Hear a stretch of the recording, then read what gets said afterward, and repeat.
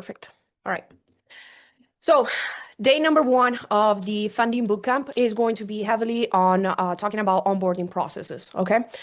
For those of you who may not know who I am, my name is Clarissa, and together with Javi, I'm his partner both in life and in business. Together, we've helped already over 400 credit and funding companies scale by implementing the same system that we use to scale our own funding company. Together with the team, we decided to create this bootcamp to give you guys more of a visual or representation of how you can deliver on the service that we are all selling today, right? So today, what we're going to cover is the onboarding process, okay? We're going to go both from the technical side, so all the techie things that you need to have in place in order to successfully onboard a client, as well as how to set up the expectations with them. Please, guys, make sure that you're muted, okay? Beautiful. Now, there's this quote that the first time that I heard it, it impacted me, and is that the day that you close a client is the day that you start losing them. And what do the people mean by this? It's basically like the day that you start working with a client is already the day that they start judging you and your company. So you might always lose a client. It doesn't mean that just because they close the first day, it means that they're going to stay forever, right? And they're always going to be impressed and like either you or your business. So you always have to think whenever you're working with a client, you always have to think that it may be the last time that you talk to this client, right? Like we don't want to think about bad things, but we mean like if you were to stop working with them, did you deliver on the process as best as you possibly could? Right? How was the presentation? What was their idea of you, your team members, or your company in general, right? So one key note that I want you guys to take home today is that the day that you close a client is the day that you start losing them. Okay. So the fastest way to lose a funding client is normally not about getting them denied or taking too long on the process or charging too much. It's normally about improper onboarding and setting up the wrong expectations from day one. I watch a lot of companies losing deals their first week, not because they couldn't deliver the result, because they even got into that point, but just because they were butchering the expectation process from the start. So what we're going to cover today is going to be how you can onboard the onboarding, how you can automate the onboarding sequence, the onboarding forms that you need, the onboarding call, and how to set up the proper expectations, having a sales success team alignment, and then if you're going to be doing this as a solo or as a team, okay? So majority of the time, the root problem of setting improper expectations starts within the sales process, because the sales process a lot of the time is already sabotaging your success. Okay, majority of the time, what happens with closers? This won't be an issue if you're your own closer, but if you already have a team, actually, like if you guys could put me in the chat, number one, if you're closing your own deals, number two, if you already have a closer. Just want to do a quick poll and see where we're all standing. So one, if you're closing your own deals. Two, if you have a closer.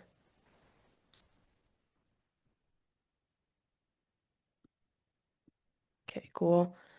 Okay, majority of the people are closing you guys are your own closers. Okay, cool. So maybe this part won't make too much sense for you guys right now, just because you're closing your own deal, so you're already controlling this part. But for the future, this is a problem that you guys most likely will end up having, because I did, and a lot of other my clients did. And that is that the closer is over promising throughout the sales process, just because they want to make the close. Because at the end of the day, what happens is that a closer's job is to close the deal, right? And I guess maybe this one is something that you guys can take in consideration too. If you're hungry for the sale, you want to make sure that at least the person is fundable, right? Because if you're over promising throughout the sales call, and then when you actually review their credit profile, you notice that the person is not closable, then you're already setting up yourself for failure, right? Because realistically, if their credit profile doesn't allow them to be even funded, not even $1, then you're already setting yourself up for failure on this case. So what you would want, like, why do sales team normally overpromise? They want to make sure that they're making the close just to get a commission, because they're hungry for the sale. They may have a lack of credit knowledge, so they may not know the product itself enough. So they're not even doing it like out of malice. They're doing it out of lack of knowledge, right? And then there's nobody controlling them. So we need to be doing quality control. Us as the owner, we need to be doing quality control throughout the sales calls to make sure that they're not over promising throughout the sales calls. Now, how can we actually solve this overpromising issue? Number one, the problem is majority of the time the setter already, because if they're not qualified for funding, why are they in the sales call in the first place? If you go back to what we were saying before, the main thing, the main job of the closer is to close the deal. So why did the setter put in the calendar a person that wasn't supposed to be closed in the first place? So majority of the time, the problem is more on the appointment setting more than the closer's fault, right? So we want to make sure that the setter, whether you guys are doing a DM strategy or going direct to the funnel, the setter is supposed to be either not book a call or canceling the call, right? If the person is not qualified. So if you're doing the DM strategy, you would want to make sure that they're responding to all the questions before we send the link. And if you're doing the VSL, after they booked the call, if they lied in the application, they were able to get to the calendar, the setter is supposed to call them and make sure to review the application with them to make sure that the prospect is actually fundable, okay? Then you want to train your rep with product knowledge. So they should have a basic, not a basic understanding, I think they should know just as much as your CSM team on what the funding requirements are, right? Because they need to make sure that the person that they're closing is fundable, right? And then we want to implement a sales call quality control. So we want to make sure that we are actually reviewing the sales call. So if there was a case where there is overpromising, we can be proactive instead of being reactive, okay? So we can fix it before it becomes too much of an issue, okay? So when we're pre-qualifying for the setter, just like I was saying before, we want to make sure if we're doing the DM strategy, we are doing a initial DM, initial vetting, right? So if you guys are, I mean, Inner Circle has access to everything, so there's not an issue for Founders Academy members. If you're in the premium version, you can get access to all of our scripts on how you can vet the clients in the DMs. And as well, you have it also for the direct to funnel. So like I was saying before, for the DMs, you want to only send the link to people who are fundable, right? You should not be sending a link if they're not fundable. And for the direct to funnel, as soon as they book, you want to call the lead immediately and then review the application to make sure that the person is fundable, okay?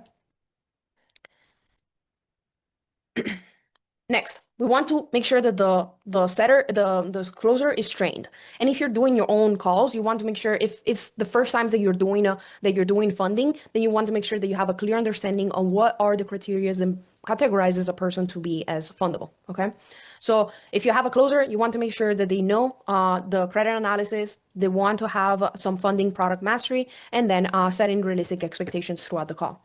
Now, to set up a sales call quality control system, you would have to basically monitor what are the main red flags that that a rep could be saying during the calls. So number one, what you want to do is obviously record every single call. And even if you're doing your own calls, you should be recording every single one of the calls because that's the biggest tool that you can have for yourself to perfect your pitch and your closing methods. You will want to review at least 20% of them and flag any overpromises. And then obviously you will want to retrain the reps if they always do them and adjust commissions if they are always doing these mistakes. Now, obviously, like we said before, don't close unfundable clients. Don't make this mistake to accept money just because you want to make the sale, right? You want to only close people who are closable. So unclosable profiles are credit scores below $600, 600 credit score, recent bankruptcy, multiple recent charge-offs, other collections, no legitimate business operations, and that basically that their expectation can be managed. How many times does it happen to you guys that someone wants to get funded and they want $1 million and they make less than $500 a month? They don't even got operations. That's not realistic for us to be able to do, mostly on just 0% business credit cards. So how can you actually automate the quality control with AI? So every single one of you guys have access to our AI tool. This is something that you guys can use to review every single one of your guys' calls. So what you would need to do is make sure, like we were saying before, to record your sales calls. You can grab the copy of the script, of the transcript of the call. You can paste it into our sales call analyzer, and this one is already trained on reviewing all the red flags and telling you if one of the reps overpromised throughout the calls, and as well as telling you what you should have done in order to close the deal, right? So you can do this with our AI tool. Now this one, it will still be some type of manual process, right? Because you need to go to Fathom, copy the transcript, paste it here, and then it will give you the response. For all premium and inner circle members, right after the funding bootcamp is done, so basically next Monday, we're going to have a new curriculum that is coming out. It's called the AI Agents, and in here I will be teaching you how to set up a AI bot that automatically reviews every single one of your guys' sales calls the moment that you finish them. So you wouldn't have to do the copy and paste anymore. The moment that you finish your sales call, it will automatically tell you everything that you did wrong, everything that you did right. So whether you have a team or you're doing this for yourself, you can have it there, and it will also automatically leave notes into your guys' CRM. So you don't have to put the notes. So again, this is only for Inner Circle member and premium members, and it will be available next Monday. Next, again, this one, I'm gonna go a little bit through this one faster because majority of you guys are doing this yourself. But if you have a team, you want to make sure that you have a proper handoff process. What does that mean? Is that basically every single time that you close a client, your closer is giving notes to your client success coach, so that it has a general understanding of what they promised to the client, and general information about the client. So where are they based off? What's their business? What do they want the money for? Because we all probably know this pain. You know, have you ever had to call the bank and you had to explain everything, and then they tell you, okay, I gotta redirect you to another department. Then you gotta explain everything. Then they redirect you another time. You gotta explain everything. That's exactly what we don't want our client to feel. So we don't want to have our client feel that the closer hasn't talked to the client success coach. Drop me again a 1 if you're doing your sales calls and you're also onboarding your client, or drop a 2 if you have someone like for the other position. Okay. Okay, we have a mix. We have some people that are doing everything solo and some people who have a team member. Perfect. Okay, so for the people who already have a team member, what you need to implement is the handoff process. So basically, you would want your sales team to communicate with your client success team. So they need to have a report where it gives you all the details about this client. So when you're doing the onboarding call, you can start the call with more of a personalized approach, right? And they don't feel like they're talking to a brand new person that knows nothing about them. Okay. And the good thing is that if you have our AI tool, it can review those calls as well. And if it recognizes that it was actually a closed call, it will create automatically the handoff process document for you. Now, let's talk about the simple. I like the people in Inner Circle can confirm this, but you guys know that I always like to show first the simple way, and then I'll show you the complicated way. Okay, so this is the simple way of the overview of the onboarding process, right? So a client signs the agreement. They are going to receive an email and a text message with the onboarding instructions. After the onboarding instructions are basically to fill out the onboarding form, and then the client books the onboarding call. Okay, this is the simple overview of how the automated onboarding process should look like. Does that make sense? Thumbs up. Make sense? Everybody follows? Perfect. Okay. So this is the kind of more complicated onboarding review, process, and I'm going to open it up into another page so that we can go through it and review it all together. So is this big enough, guys? Yep, perfect. So the moment that the client signs the contract, which if a majority of you guys already have are in our custom CRM. If you don't have our custom CRM, you can go ahead and sign up for it. You guys have it in the communities, or if you already have your own, for example, for the Founders Academy members, you can go to the curriculum where it says funding contracts, and you can get a copy of a template of our contracts, both if you're doing a done for you or a done with you approach. Now, if you're already part of ours, you already have, if you go to payments and you click on documents and contracts, right here, you will have the template of the agreements that you guys can use for your clients. So the moment that someone signs this agreement, we already set up an automation for you guys. And what happens? First thing that happens is that you're going to receive a Slack notification, right? So as soon as you receive the Slack notification, is basically telling you, okay, this person just signed an agreement. So we want to have basically first, last name, signed, total amount of the agreement, right? And this one basically what allows us to do is to monitor that the client is doing all of this process. So if we receive all of these notifications, then the client is moving throughout the pipeline smoothly, right? And also because we all want to have the lifetime freedom, right? So we want to all be able to know everything that is happening just off of our phone, right? So first thing, we're going to receive a notification. Then we're going to basically transfer our client from the leads pipeline to the funding client pipeline. So if we go to the example here, right here of a like a dummy account of our go ahead level account, right? We go from the leads pipeline, they will become a funding client pipeline. So they will get onboarded right here. It will be in step number 1. And this is basically the welcome email sent, right?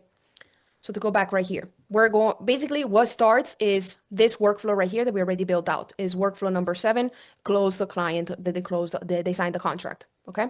So what does this do? It does, it adds a tag. So it tags the client as a new client. We have it divided for both done with you or done for you. And as you can see right here, we go to a condition and it will send a different email depending if it's done with you or a done for you client. And then it starts the workflow for the email and text messages, okay? So it would be the number 1 inside of the client pipeline. Now here, what it's going to do is going to send the welcome email and a text message that tells them, hey, you just received your onboarding instructions in your email, go and check it out. Now, how does the email look like, right? So you will go to the email marketing, and then right here, you're going to have the funding welcome email, and for both the done for you or the done with you. The onboarding instructions are simple right now, but you can modify them to whatever you want the process to be, right? So the first one, the main thing that you would want to do is obviously add your logo if you haven't done it already. The location name will automatically populate with whatever you guys have put in the business information, and it will give them the first step prompt, which is to complete the onboarding form. Okay. So basically, this is how the welcome email at first looks like, okay? The moment that they're going to basically appear right here as a first step. Does everybody follow? Yep, perfect.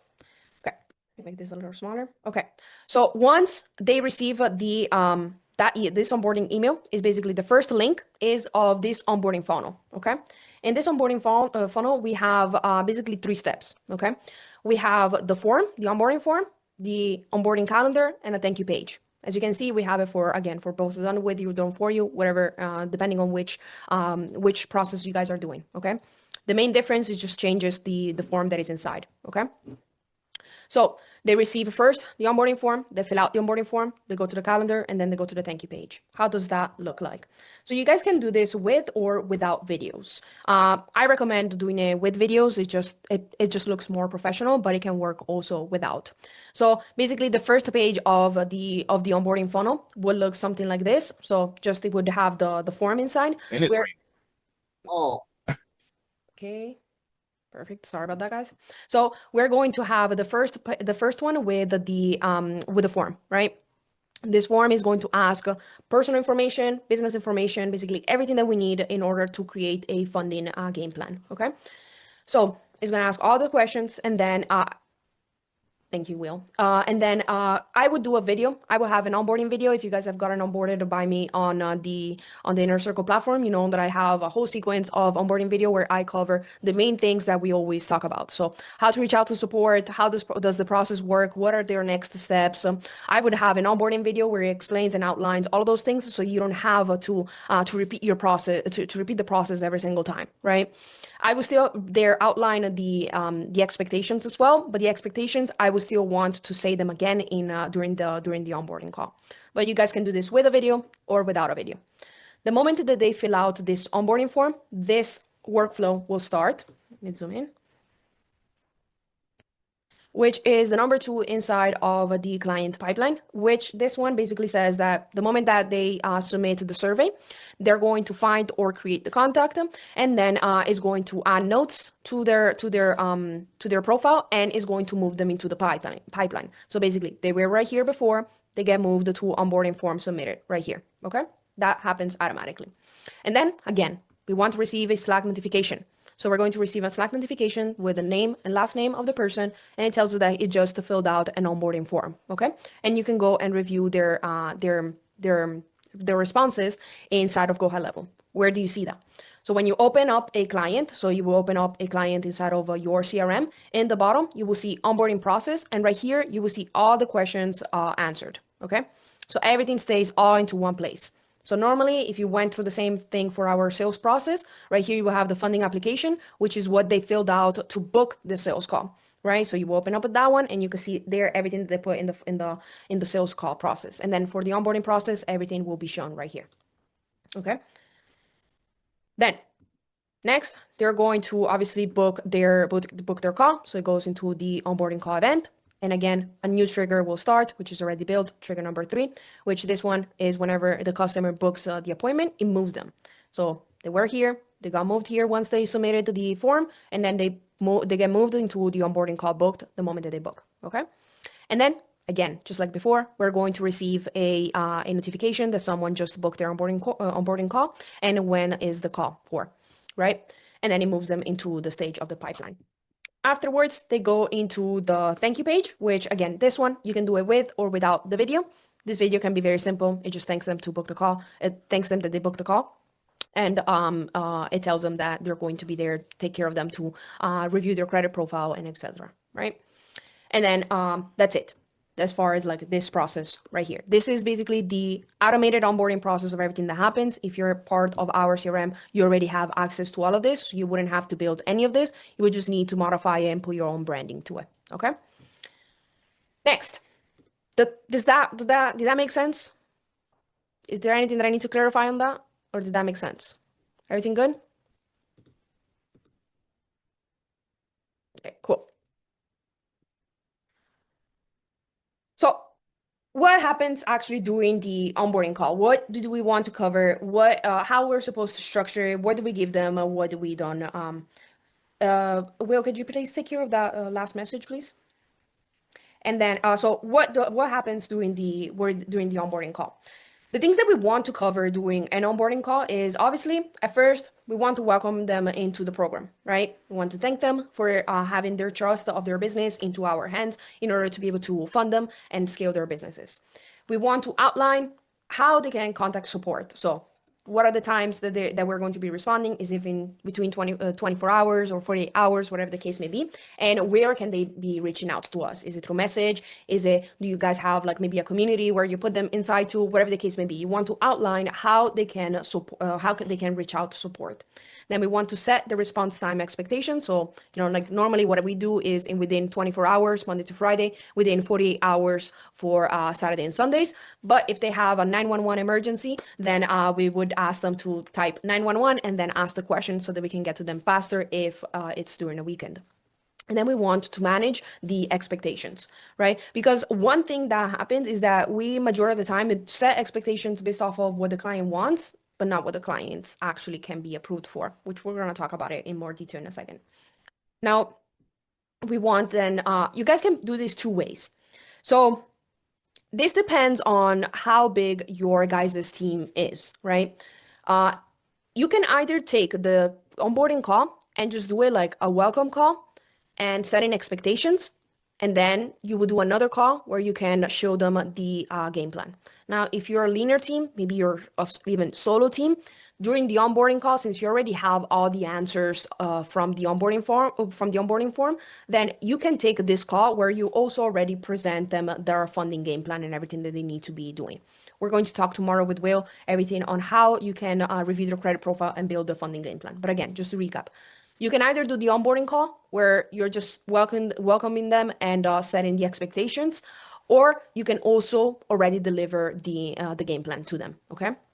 And then you can give them any next steps if there's anything that which goes back to the game plan. The next steps will be anything about the optimization if there's anything that they need to do.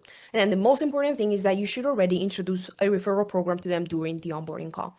So this one, you would basically tell them like, if you have any other business owners that can benefit from the same offer that you're in right now, we do offer a referral program where we set the fee. Normally, what I always recommend people is to have a referral fee that is the same as your guys' cost per acquisition.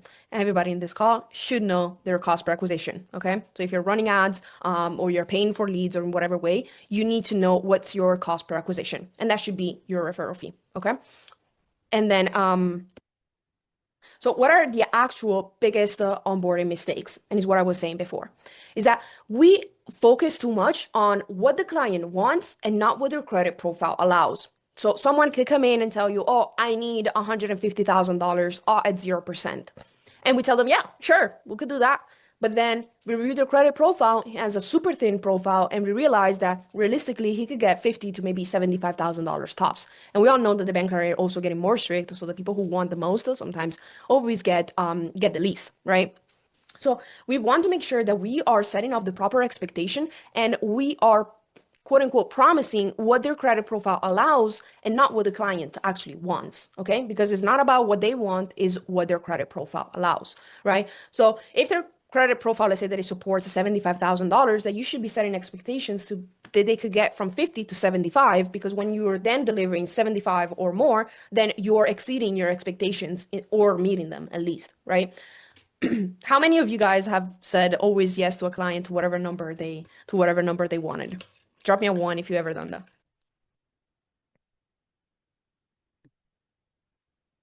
Yep. And how many times did that pay off? Almost never, right? Because again, it's not about what they want, but it's about what their credit profile allows.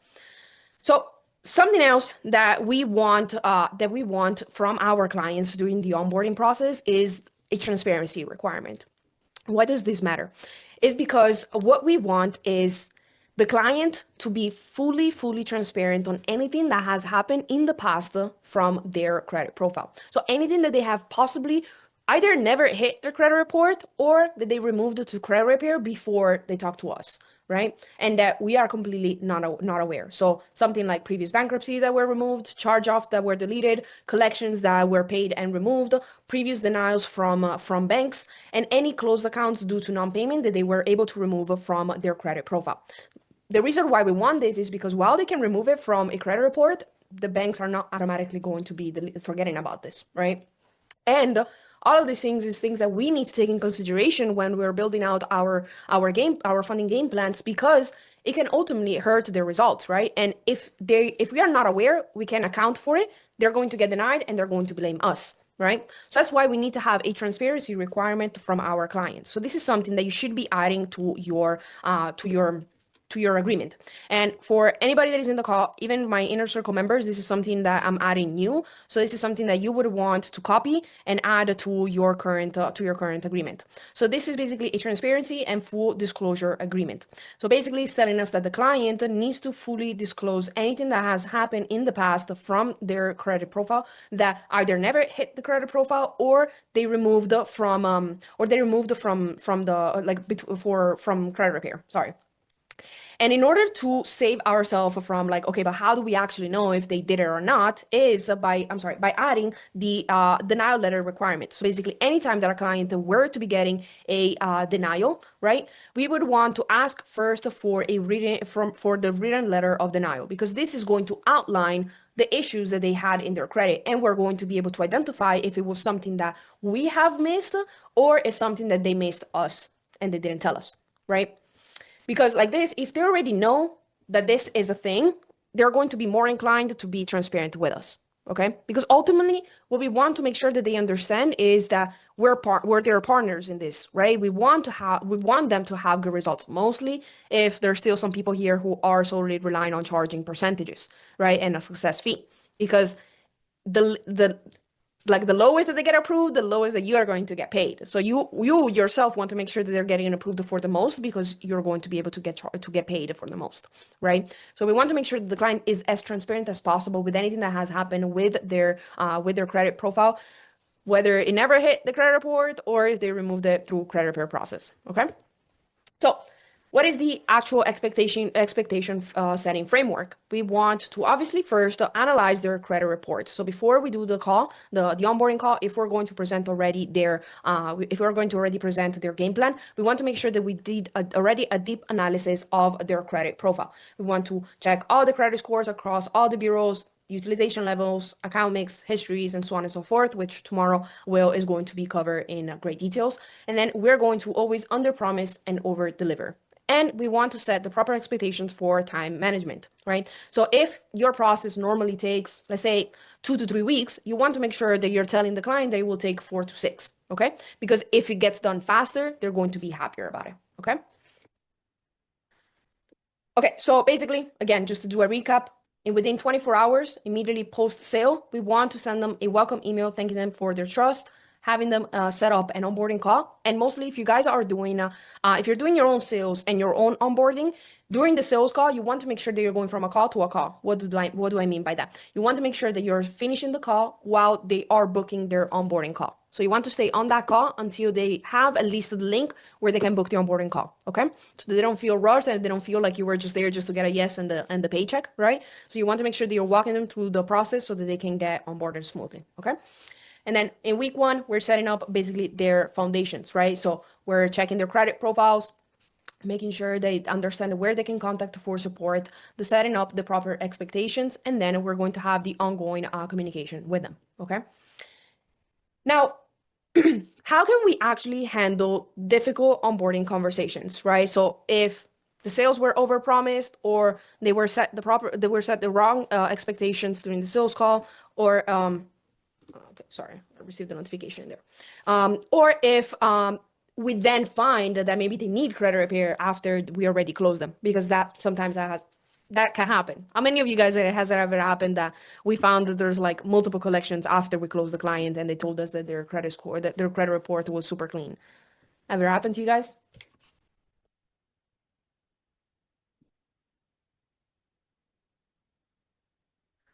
Well, I don't know about you guys, but it happened a couple of times to me.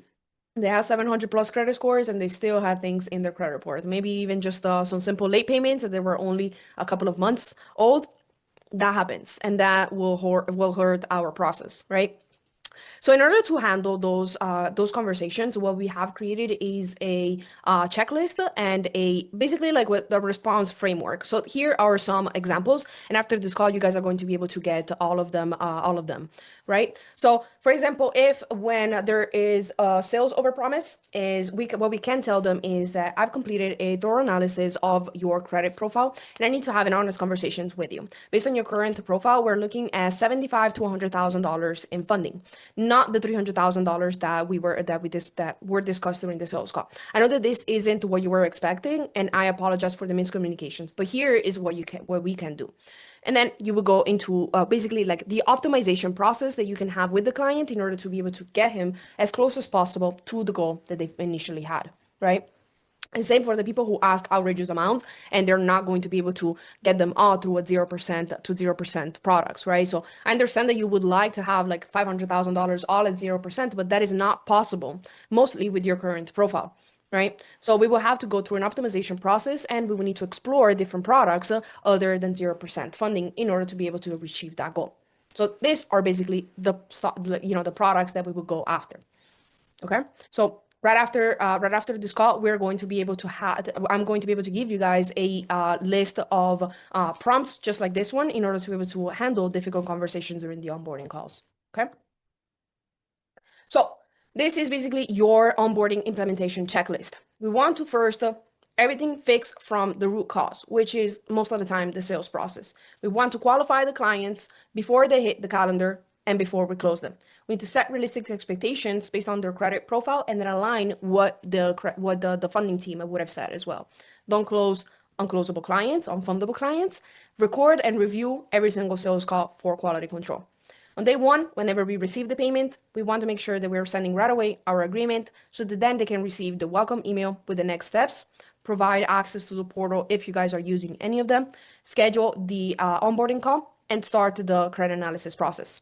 And then in the first week, we want to obviously review their credit, create their game plan, reset the expectations if they were over promised, and begin the optimization process by giving the to-do list to the client. Then ongoing, of course, we want to have weekly progress updates and any immediate application notifications if you guys are doing more of a done for you process.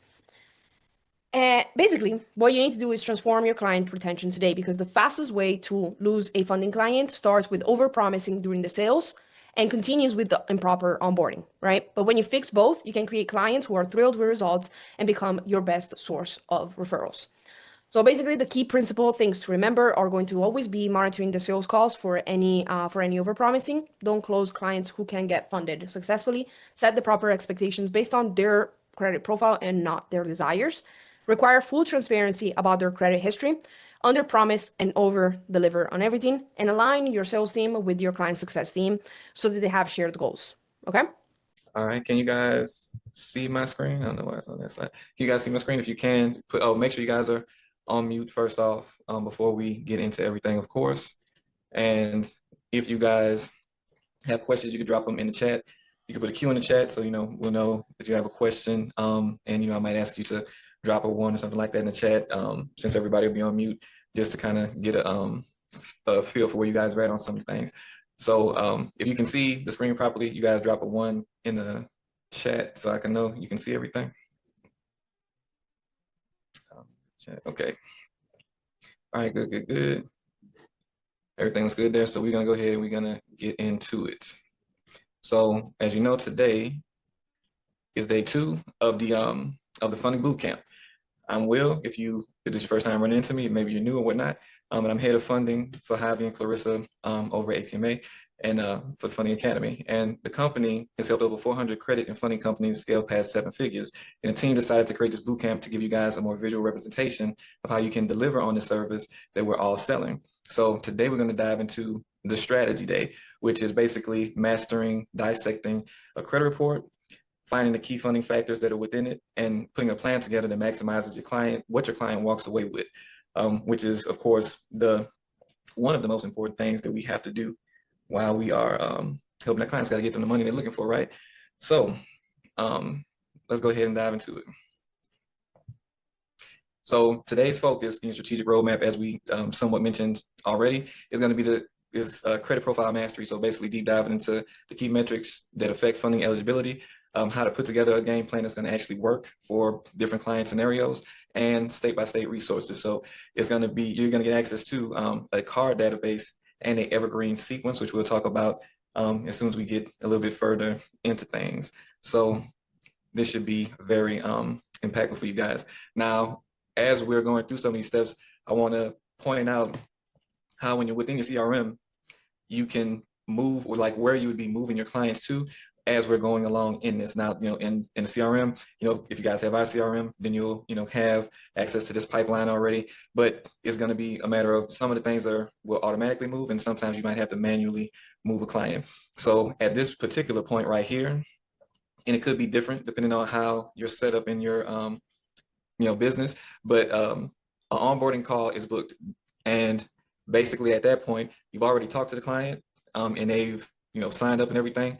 They've submitted their information on a form, the onboarding form, and basically that collected everything that you needed to do the things that we're about to do. So where the arrow is, that's where your client would be at that point. So this is at the point where they book the call. Some of you guys, you might have it in a somewhat of a different order. You might not have a separate time where you talk to the client after the onboarding, or a separate onboarding from an initial call. And you just need to keep that in mind when you are kind of looking at what the pipeline says and how you have things structured in your business. So just remember that. But doing it this way is basically they book the call, and then the call is going to come later, but you have the information that you need from that form that they filled out. So just keep that in mind as we move forward. All right, so first part, decoding the credit profile. So there are going to be some critical metrics that we need to be looking at when it comes to the credit report. Of course, everybody already knows the most important thing to everybody is going to be the credit score. And it just gives you a quick picture of what their overall profile might contain. And that's really just telling you if it's overall good or overall bad. And of course, that 700 plus is what we're looking at. As far as average age, this is something that a lot of people overlook, but it's very important to the approvals and what the client's score is going to look like as well. So it demonstrates the maturity of their credit. Utilization is very important, and that's pretty much how they manage their credit cards and whatnot. We all know that. Inquiries, recent pulls signal risk to some lenders. Negative accounts, we all know what those are, the collections, the charge-offs and stuff like that. Those definitely have a negative impact when you try to go to the lender. And as far as newest account, having too many new accounts can also be a red flag to lenders. So these are some of the things that we're going to dive into and explore a little bit more. So these are going to be the ranges that we're looking at, that we want to see clients at, to know that they're in a good place. All right. The best the more you do ahead of time, making sure that the client meets these things before you take them on, the easier the process will be As you know, as Clarissa mentioned in the call yesterday, just talking about how important it is to make sure that you're looking at all these things and measuring them before taking a client on, so you can get them the results they're looking to get. So credit score range, 750 plus, of course, is going to be the best. But even with the 700 plus score, the other factors are still going to matter, because there are other things that can still hold someone back with a 750 plus score. If a person is in between 680 to 749, that is like the bare minimum that you really want to go. Anything below 680, and you're really kind of risking it there with the client and their ability to get approvals or to get better limits. Anything below 680, you need to be focused on rebuilding for that client. So if you have a credit repair, company, make sure you're taking care of them in that sense. If you don't have a credit repair company, make sure you have somebody to send them to so that they can get that worked on and keep up with them, of course, so that you can get them back when it's time for them to go. But average credit age, another important factor, very important. 5 years is optimal. 5 years plus is optimal. The longer the credit age, the higher the possibility of a person's score to be.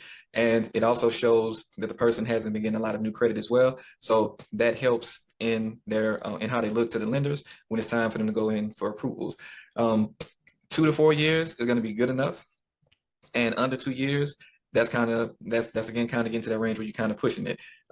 You can have someone get like approvals if they like at 1.5 years, but it can still be a rough journey trying to do it in, from that point. So you want to make sure that you're doing things that's not going to hurt their credit age. We'll get to that on another day, but just making sure that age is as high as possible is going to be the best for the client. Utilization ratio, anything from 3 to 10% is going to be top tier. That's what you want your clients to be at. Those single digits are where they're going to maximize their potential for approvals, limits, and everything. The danger zone is anywhere between 10 to 20%. In that 10 to 20% range, it's possible for them to go into a funding process and get some approvals. But like I said, it starts to kind of get to the point where they might start getting lower limits, and some banks might deny them. So that's why you want to keep them in the optimal range. Anything above 20%, you don't want to go into funding yet with them. I've heard of some people, going into funding and having people above 20%, but it's not going to be the most ideal situation. Whatever you got your client, you probably could have got them a lot more had it not been for had you waited and had them got to a lower place. And as far as negative accounts go, of course, you want the profile to be as clean as possible, 0 charge-offs, 0 collections, no late payments, no bankruptcies, nothing like that. That's going to be the most optimal thing. If you have a client that maybe has 1 or 2 things, right? It's something that you might want to address depending on what it is. Like maybe it's 1 collection, you still want it to be clean, but that's something they can probably maybe address a little bit quickly. If they have like 1 or 2 old late payments, that is something that can kind of fly under the radar, and they might still be able to get an approval or 2. But if it needs to be really old, like when I'm saying really old, closer to 2 years old is what's going to be the best. Anything between 1 year and 2 years, you might be risking a little bit, and you're probably not going to want to do it if it's less than 1 year old. And anything 3+ accounts that are negative like that, you definitely want them to prioritize getting credit repair, because that's going to be the most ideal thing before they go into funding. All right. Now, does everything that I said so far pretty much make sense? If any of this is new information to you guys, put a 1. If this is something you already knew, put a 2. Just want to see how many of you guys already knew this. This is, for the most part, pretty basic stuff right here. Okay. Okay, for the most part, 2s. That's good. So I'm glad y'all already on top of y'all game, or y'all learning a lot from the curriculum. Either way, I'm glad you guys already are familiar with most of that. So now we're going to talk about credit monitoring tools. This is going to be really important because this is how you end up getting your client's credit report. There are several different ways, and I've seen people use several different services for this for their clients. Sometimes your clients already have some, sometimes they don't, and you need to recommend something to them. That's why this part is going to be important. So Experian.com is the easy, free way to get a FICO score and a full report from the bureau that most of the banks are going to check. So that's something that you want to go to, especially maybe if you see the client's report beforehand, they can get that for free and send it to you. But the good thing about it is the FICO scores, and it does daily updates, so it'll always be up to date. And as far as the cost goes, it can be the free version, or when you upgrade to adding the other bureaus to it and getting monthly updates with them, stuff like that, it can go up to $40 a month. My Score IQ, that's what I usually recommend clients to get with My Score IQ. They give FICO scores, they give monthly updates, and the cost is around it can be $24.99 a month to $34.99 a month, just depending on some options there. But that's what you're usually looking at with MyScoreIQ, or the client would be looking at that. Then there's Identity IQ. Identity IQ and MyScoreIQ are the same company. But with Identity IQ, you get Vantage scores. That's going to be the same thing on Credit Karma. That's not going to be the most accurate to what the banks are going to see. So you might not want to, go with that option. And some of you guys are in credit repair, so you probably have seen some of these, different options. So you've probably heard of some of these things before. As far as it updates, it does monthly, and the cost is usually around $31.49 when you go to their website. Now, and again, there's the My Free Score, Niles, and all of that other stuff. A lot of those other ones give Vantage scores too. So if you are using something else, you want to make sure that they do give you a FICO score so you can see the number that's closest to what the banks are going to be looking at. But you also get affiliate opportunities with these. Now, some people overlook this option, and they just have their clients go get the credit reports, but you could be making some money off of each report that you get for a client. It can be small, but it can also add up depending on how many people you're talking to. So most platforms offer revenue sharing programs for funders, or credit repair specialists, whatever it might be, and you can earn anywhere from $20 to $25 per referral when you actually do this.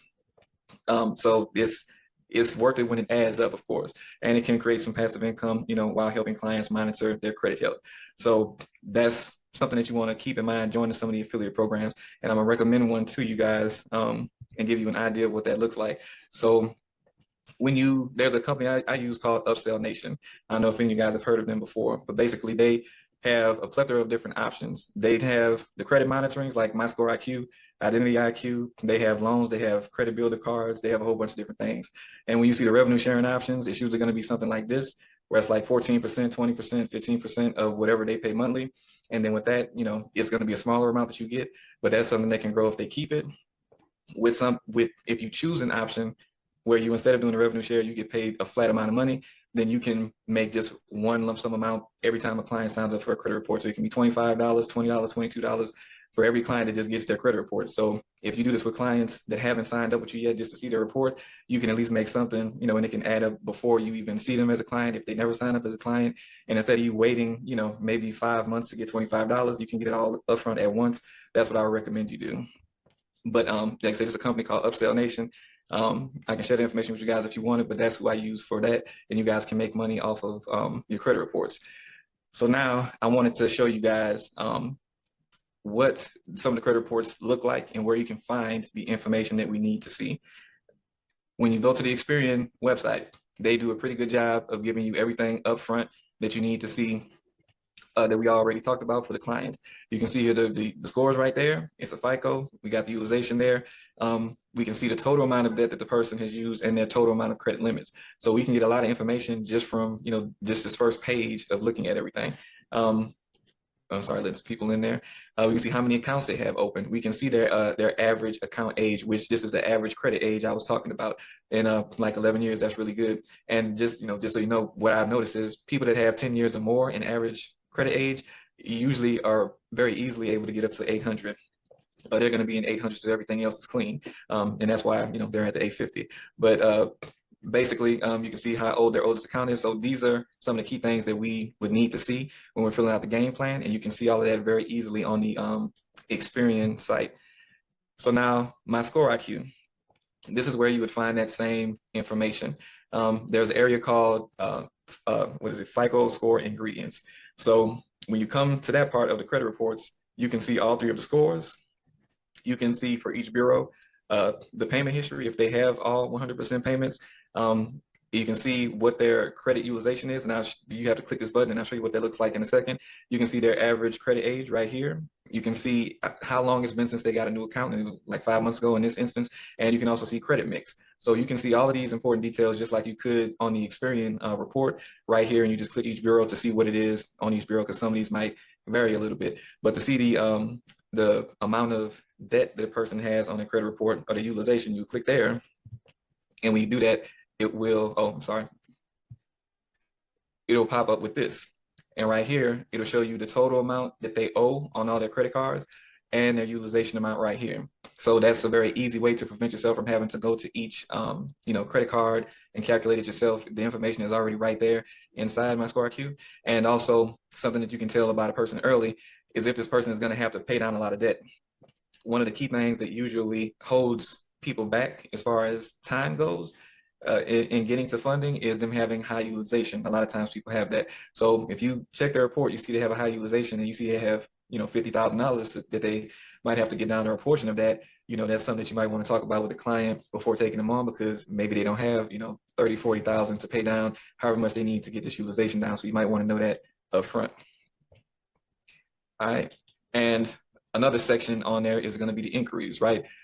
The inquiries are very important because we need to know how many they have within a short time frame. And the inquiries on the MyScoreIQ reports and Identity IQ reports is going to be at the bottom of the screen, right under all of the credit account information. But the most important area, and some people don't look at this properly usually, is going to be looking at the inquiries in the last 6 months. Sometimes, or a lot of times, people are just looking at the last 12 months or, something different, but the only ones that really matter are the ones in the last 6 months. So, you just want to identify, what these dates are on the inquiries, and then also making sure to pay attention to what bureau they're on, because even though there are a bunch of inquiries on Experian right here, you have to look at and separate what bureau they're on so that that maybe one bureau isn't as damaged as the other. But that's all important what you want to know there. Now, in regards to the accounts that are on a credit report, I'm putting up an example of a revolving account to kind of show the important things that we want to look at when we're dealing with the revolving accounts. And just so I know, can you guys see this? Put it 1 in the chat if you can actually see this. I know this might be a little bit smaller, but I just want to make sure you can see it, or if I need to make it bigger. Okay. Small. Okay, one person said small. Looks like most people can see it, but I'll expand it in just a second, make it a little bigger. Well, does that doesn't make it any bigger. But I will try to do Command plus, see if it let me see. no. Oh, okay, that is helpful. Yeah. All right. So this is what was that? So this is a credit card, right? Some of the important things that we want to know, and most people should be able to identify, what type of account it is, that it is a credit card by looking at revolving. But another important thing that you want to look at too is that sometimes an account might look like it's revolving, but it might not be a regular credit card. It could be a line of credit, it could be a HELOC, and you want to pay attention to that just to kind of see why. Because if it's a HELOC, then it's not going to be counted in their utilization. So they can have a HELOC that's like maxed out, and it's not going to hurt what you need to do with them. So that's why I highlighted that, so that you would know to look there just to make sure of what type of account is showing up as, and you don't get scared if somebody does have a HELOC. Bureau code, and this is again MyScoreIQ reports. This can show up different under a different title, kind of on different reports. But the bureau code on MyScoreIQ, you see here it says individual account. When you look at that, this is the area that will tell you if it's an authorized user account or not. So if it says individual account, that means, of course, this is for that person. If it says authorized user, that means it's an AU, and you know that this account isn't going to help the client when it comes to approvals as far as utilization, credit limits. So you'll know to kind of discount this if it does say authorized user. Also, it could say joint account here. If it says joint account, that means that somebody else is on this account, but it is this person's account. So like this person added somebody else to their account, like maybe a family member, who knows. But just know if you see those, if it says authorized, then it's not going to count. If it says individual or joint here, then it is going to count towards this person's utilization that's going to help them, just so that you know that. The other important things that we need to know that we're going to end up putting on the actual game plan for the cards is going to be the date that it was opened. This helps us know if this person is going to exceed Chase's 524 rule, so that we can include, Chase in the planning. If they have too many cards open in a certain date, and lets us know how old their oldest card is too. So it helps us in a lot of ways to know what that is, and the last reported date. And again, this might have a different term on a different credit monitoring, but on MyScoreIQ, it's the last reported date. This tells us when this card is reported, when it reports the balance to the credit bureaus. So if you need a quick way to just find that out without the customer calling to find out, or whatever other means, you can just look at this, and more than likely, it's probably going to be, if anything, a few days from this sometimes, but this is going to be close to accurate to what that date is going to be. And if we need them to pay down something, of course, we need to know what this date is. So those are going to be the most important things. You already know why you need to know the balance and, credit limit for utilization and all of that, and to see what their highest limits are. So, you already know that stuff. We don't have to dive into that, but that's what we need to know from each of the accounts and really the credit cards, right? So now we're going to get into the client funding game plan, all right? And we're going to talk about some different options that we have for that. Now, at this point, what we're doing is we can move the client over to the game plan creation for everything after we do everything that we're about to do, because now we're about to actually create the game plan. So when you're in your CRM, this is of course something that the CRM wouldn't know that you did, so you would have to manually move the client over. So make sure you move your clients over to the game plan creation once you have done this particular part for the client. All right, so what's inside the game plan actually is going to be, some of you guys may have seen this, and if you have seen the game plan in the curriculum, put a 1. If you have not seen the game plan in the curriculum, put a 2. Because I'm just wondering how many of you guys may have actually seen it or not. So if this will be, something that you guys are seeing. Okay, we got a few people that have not seen it yet. All right. So even if you have seen the game plan in the curriculum, have something newer for you guys that you guys are going to see. So make sure you're paying attention. But as far as what's inside the game plan, it's going to be the current position. So a snapshot of the credit profile for the key metrics that we talked about for the client is going to have the target goal. So, specific funding amount, timeline, expectations. It's going to have action steps so that we know the sequence that, the client's going to go through. It's going to have, card applications. So what cards they're going to, and ideally, maybe links to go to those particular cards. So those are the kind of things that you'll find inside of the game plan. So this is currently a sample of the game plan. But we have a newer version, like I said, that we're gonna talk about. But in the standard client game plan, this is what you want to use, internally in the company. And you can see here, we put the credit scores up here, and everything is labeled so that you know what goes where, the average credit age, the amount of accounts they have open, the increase within 6 months and 12 months. So you can really come here and get a good quick view of where this client is versus going to the credit report and trying to dig through it to find everything. And this is really helpful so that you don't have to keep going back to the credit report constantly unless you just need to see something that's updated and update this. Listing things like their banking relationships that they currently have, information that you would get from the onboarding form, what banks they currently use, do they have any business credit cards already, what is their funding goal? So all that information, putting that in a quick little snapshot where you can have everything that you need for a client to see, or if you have employees, it makes it easy for everybody to be able to see what this client is looking at, anybody that might need to work with them or touch their file.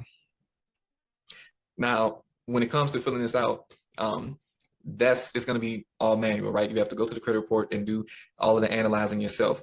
So I wanted to point this out in regards to the automated credit report analyzation that is within the ATMA AI. So all you guys should have access to this. So basically with this, every member that, has access to it, hopefully you guys checked it out yesterday after Clarissa showed you guys, how to use it for sales calls, but you can do the same thing for a game plan. So you can upload the credit report for the client and it will give you a thorough breakdown of what's going on with that client. And I think I have an example right here. So this was an upload that I did, and you can see that it gave a very thorough breakdown of utilization, what the increase were, what the particular credit cards they had, what needs to be paid down, what's the first thing you should pay down. So basically, it gives a very thorough analysis of the credit report and some steps to take to try to help optimize it if any of that is needed.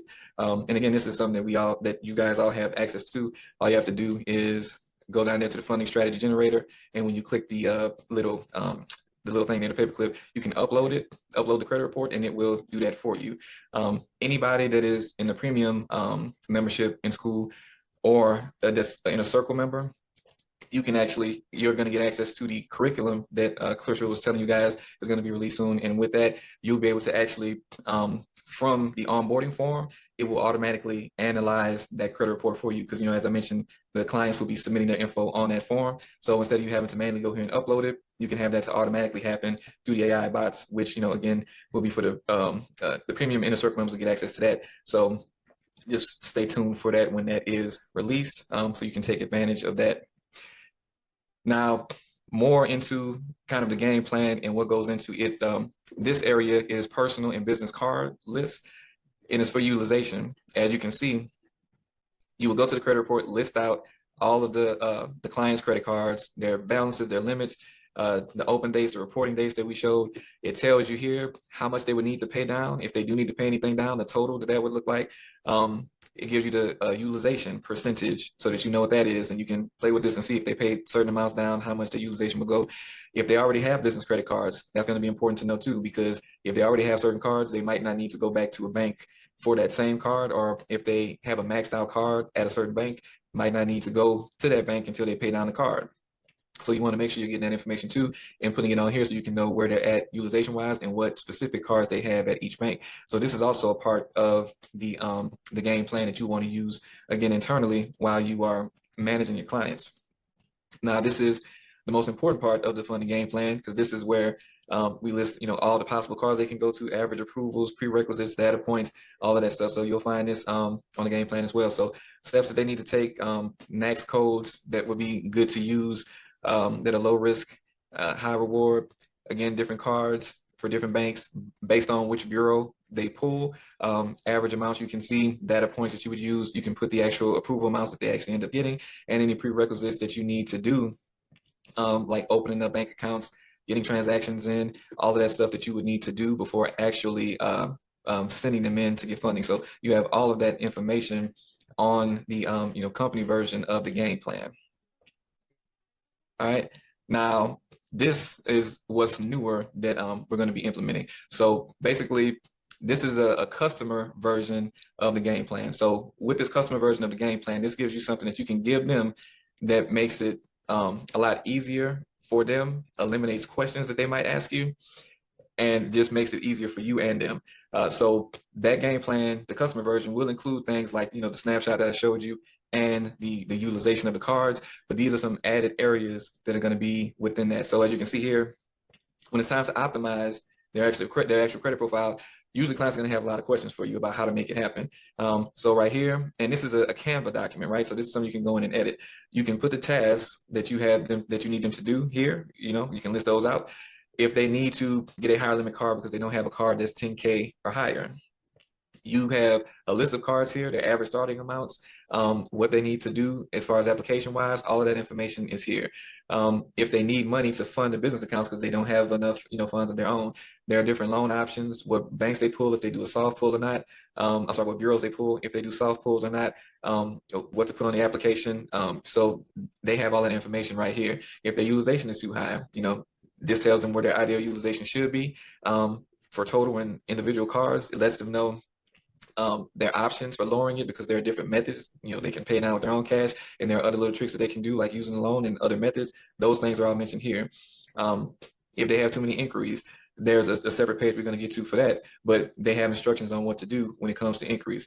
And in regards to, like, if their credit age is low, recommendations for what they can do to increase their credit age, all of that is right here with links for them so that they can go and so they can know what they're doing, why they're doing it, and know how to get it done. And just to ask, does this so far, does this seem like something that would be beneficial to you guys as clients? Put a 1 if you think it would be beneficial to give them something like this, beneficial for the clients and for you as far as saving time. Okay, that's good. See a lot of 1s. All right, now this is one of the extra additions. So inquiry removal. Some of you guys, you do the inquiry removal because you do credit repair, but some of you guys may not. So this gives instructions for your client on what they can do to go ahead and try to remove those inquiries. For Experian, it's simple as a phone call. All of the instructions that they need to make that call, the phone number, what they need to say, what they need to do afterwards, some additional things that they might get asked, all of that information is right here for them so that they don't have to think about it, and you don't have to send them anything or explain anything else. With TransUnion and Equifax, it's a little bit different process that you can take to do this. You can see all of the information, all of the steps with a sample letter that they can send to the bureaus with the FTC report, so they have all of the details that they would possibly need to actually get this done as far as the inquiry removal. And of course, if you need to do anything to step in to help them with that, you can, but at least they have all of the information that they need. Now right here, funding sequence. This is similar to what you saw on the last page of the company version of that, where they had all the cards listed. So your clients might ask things like, what banks do I need to go to open accounts? These are all of the banks that you usually would need to put have them open up an account. So you can just delete off which banks you don't want them to go to, the minimum deposit that they need to put in there, if they need to make transactions, if they need to wait X amount of time. All of that information is all right here. When it comes to making transactions, a lot of clients have questions about, what those should look like, and how much they should spend, stuff like that. All of the details about what they need to do is right here at the bottom, so that they don't have any questions about how to make those transactions to manufacture the relationship with the bank. And of course, these are listed as steps. Each card that they will go to, let them know what the welcome bonuses are, the 0% terms, what the rewards look like with each card, if there's annual fees, and the average limits that they could get. So again, this is all put together to really give them all of the answers that they need so that they know what is happening next. And all you would have to do is come in here, delete what cards you don't want them to go to, based off of the banks you selected for them. And we're going to talk about that in a second. And yeah, so it will be more than one sheet that has the cards on it, and then you would just eliminate what cards you don't want them to go to. Just as simple as that. And this right here is just a results page. This makes it easy for them to track. And of course, you have this information on the company sheet that you would use. But you can list the cards here. If they got approved, denied, pending, they're requesting docs, the amounts they got approved for, and down here to total up to whatever total they ended up getting, so that you know the total amount they got funded, as well as what they got for each individual card. So again, all of this is just to make sure that they have something nice, easy for them to use while going through the process and prevent you from getting asked a bunch of questions. Now, this is a new document that we have for you guys too. One thing that is a major question that a lot of people have is, what banks to go to, as well as what banks are available per state. So we have a 50-state breakdown of all of the best 0% APR business cards available in each state. This is already going to be available to you guys in the curriculum. So you just have to go into the curriculum. A video is there explaining this with the access to this document. As you can see, it is listed out, as you can see on the left, by state. So you just pick what state that your client is in. It's listed out or broken down by what bureau they check: Experian, TransUnion, Equifax. You can see that it is 0% cards here, and there's also information here on best lines of credit. Now with these, you'll get the details on the 0% rates, the annual fees. There's a link to take you directly to each individual card that you see. And all of the cards for that particular bank will be listed. And there's some basic info here, data points, and just things to know before you apply at each bank, for each bank. So again, this is going to have all the 0% cards in that state for the major banks and some of the smaller banks, as well as some major or important data points, and it's separated by the need to know information, like if it's a 0% card or if it's a line of credit and what bureau they pull. So that hopefully will be very useful for you guys in your while you're helping your clients. Also, there's an evergreen funding sequence. It is the first page of this document. I had them separated before, but they're combined. So the very first page is going to be an evergreen funding sequence. What this is basically telling you a list of banks that you can go to for any client. The only thing you have to do is make adjustments based off of what state your client is in. And that's why it's attached to this too. You can see what state your client is in. You can know if you need to take some banks off or add some banks in. It has some basic data points on that sheet as well, and let you know how to pivot, based off of what's going on with your particular client. But that's, again, to help you guys know what banks you can go to for a client. And that's what's ultimately going to help you in picking what banks you want to go to for the client. And and just to cover that, when you are, I'm going to backtrack here for just a second, just so that you guys can know this one particular thing. When you are selecting those banks, like when we are here and you're selecting banks and you're having trouble trying to figure out how to select the bank or what banks to go to for your clients, again, you have the evergreen funding sequence. But sometimes people get confused with this. Make sure that you start the process of eliminating banks by what banks are in the state that my client is in. So you can easily eliminate most of these banks just by what banks are not available in the state from my client. Then once you have that, you look at what banks does my client already have relationships with. Do they already have a personal account? Do they already have a credit card? Do they already have a car loan or a personal loan? Any relationship that they have on the personal side with any bank, you want to prioritize those banks if you see them on the list. So you're going to go to those banks. And then after that, If you see some other banks that, they give out good amounts, and you can look at averages on here, then you prioritize, okay, I'm gonna go to those banks. And then of course you'll look at inquiries. Okay, does my client have too many inquiries on TransUnion? Well, if they have 5 inquiries on TransUnion and we're struggling to get them removed, I know I need to remove these banks off the list, and we just need to focus on Equifax and Experian. So that's like the line of decisioning that you would do to try to select what banks you're going to go to for your client, and do it that way all the time to make it easy. Because the easier or the simpler you make the selection process, the quicker you can know what you need to do for your client. And there's a lot of information in the curriculum on this, but it's just, that's something that you want to do. Eliminate the banks that's not available in the state. Look at, prioritize the banks that they actually have relationships with, and then also, eliminate by inquiry count per bureau. Like, those are 3 simple things to do. And then, go for the banks that give the most money, and you're going to have good results for your clients if you do things like that. All right, now at this point, you have more than likely delivered the game plan for the client. You're about to deliver the game plan to the client, and you want to mark that in your CRM as game plan delivery once you do that, because again, the CRM isn't going to know that you delivered it, so you're going to have to go ahead and move the client along in the pipeline. So make sure that once you get to this portion, that is what you do with the client, that you move them along in the pipeline. Okay, so for today, just to recap everything, now based off of what we covered with the credit reports, you should know exactly what the lenders are looking for and what metrics we need to optimize for. That credit score being 700 plus, that credit age being over 2 years, no negative accounts or negative marks, utilization between 3 to 9%. Those are the ideal things that we want to look for. You want to pick a credit monitoring tool and stick to it. Have your clients to always go to one. Sometimes they might, have a little bit of pushback about using a different credit monitoring, or they just don't want to do it at all. But you have to get the credit reports. So having a consistent one that you use is going to make everything simpler and easier for you to operate your business, and definitely make some money while you're doing that by signing up as an affiliate with the program, so that you can actually make some money while you're getting the credit reports for your clients.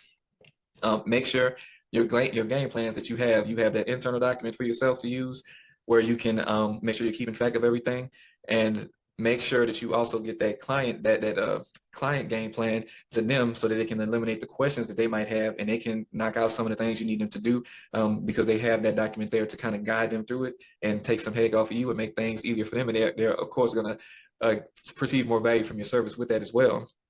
And make sure to utilize things like the state database and the evergreen sequence, so that you can kind of have an idea of putting a sequence together already done for you, as well as knowing what states, what banks you can go to in each state for your clients, and some additional, products outside the 0% that you can get for them.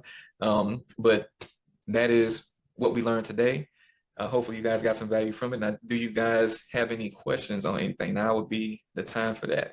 And everybody put a 1 in the chat if you can see the screen. Put a 1 in the chat if you can see the screen. Okay, good. All right, well, let's go ahead and get started. All right, move something over here. All right, so welcome to day 3 of the funding bootcamp. And today is going to be all about optimization. If you're new, I'm Will. I'm head of funding for Javi and Clarissa, and the company has helped over 400 credit and funding companies scale past 7 figures. The team decided to create this bootcamp to give you guys, more of a visual representation of how you can deliver on the services that we're all offering. And today we're going to dive into, as I mentioned, Optimization Day, where you're going to master the fundamentals of credit, business, and banking relationship optimization to unlock the maximum funding potential for your clients. All right, so the first thing I wanted to make sure that you guys kind of understood, because some of you guys might be, completely new to the funding space, right? The funding landscape has changed a lot over time, especially like the last 2 years, right? So banks, used to be more lenient with credit approvals, and what they look for. A good credit profile could get a significant amount of funding without, too much optimization, too much changing, too many extra steps. Optimization was, kind of optional. It was a nice thing to do. It could make things better. But when we look at how things have shifted and how things are today, it's no longer a nice to have. It's basically a necessity. Banks have tightened their requirements and what they look at quite dramatically. They want relationships over one night stands. So, it used to be you can just go to a bank and, just get what you were trying to get out of it. Now they want to see that you're more serious, that you're going to be more of a long-term customer, or at least they want to feel like that's what you want to do before they give you, the goods, give you the funding that you're looking for. So without proper optimization, even a good credit profile can still get denied. So even a person with 800, 850, they can still get denied if they don't measure up to what it is that these banks are looking to see in these days. So, again, 2 years ago, it was optional to optimize. Today it's essential, and that's why we need to go over what we're going to go over today. So for the roadmap for today and what we're covering, personal credit optimization, that's going to deal with the accounts, the age, the limits, the utilization. When it comes to the business profile, establish credibility within the business is what's going to help the most, using the proper codes as well as the credentials of your business, and business relationship strategy. So building trust and history in a strategic way so that you can still maximize the funding, but do it in the shortest amount of time possible to get the maximum amount of funding. So that's what the goal is with this. So there are 5 main pillars when it comes to the personal profile. Some of these things we mentioned yesterday. So the account total, how many accounts a person has on their credit report. Anywhere from 5 to 10 accounts is going to be a sweet spot. Anything less than that, and it's a little bit in the danger zone where they don't have enough accounts to kind of show to show that the profile isn't thin and to show that they have a stronger profile. Credit age, 5 years plus ideal, 2 years minimum on that. And, a little bit of a gray area between 1.5 to 2 years. When it comes to high limits, this is something that is also that's important for the banks to see. This is something that will be called comparable credit, which you guys might have heard of. Them having comparable limits to what you're trying to get is what they need to have in order to justify them giving you more money on those limits. Utilization, which we talked about, 3 to 9% collective. And that's all the cards total together, and then under 30% per each card. So even if their total collective utilization is between 3 to 9%, you don't want any individual card to be higher than 30%, because that also signals risk to the bank. And in case some of you guys were wondering, I don't think I mentioned it yesterday, why you can't be, at a 0%. In some clients you might run into, they try to keep their cards at 0. They want to have that 0%. They don't want to put any money on their cards. But when a bank sees that you have, 20,000 or 50,000 or even the 5,000 on your credit report, and you're not using that, their whole goal is they want to know that you're going to use this card so that they can make profit off of the interest once the 0% runs out, and any fees or anything like that. So you using the card is how they make money. So if you're not using the cards that you currently have, that means you're probably not going to be using this card that you get. So it's going to look less favorable, and they can get denied with the 850 score, sometimes just because they have not been using their credit cards. So that's why having a percentage at least is going to be helpful for your clients' approvals, because you don't want them to get denied for something as small as that.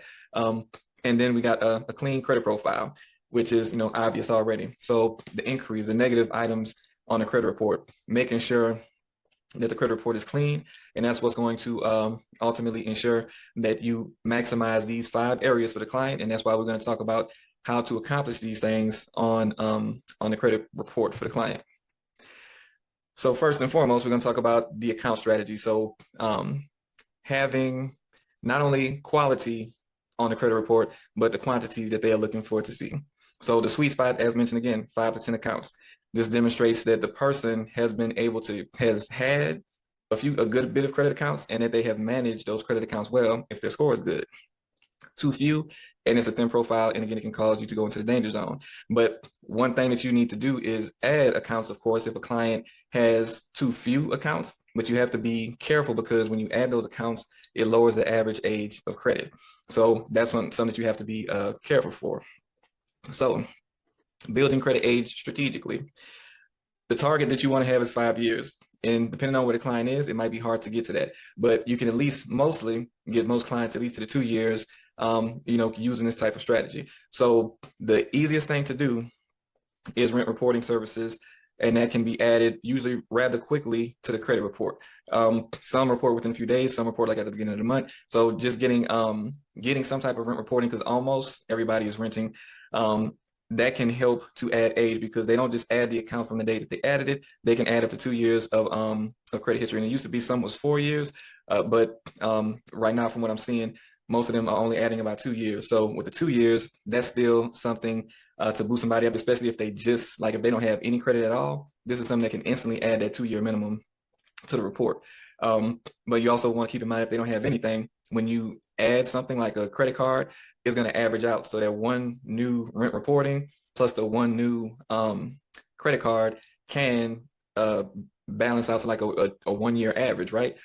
So ideally you want somebody that has something on their credit report, but that's just to give you an idea of how that kind of works when you're adding these things and trying to build up the age with the number of accounts.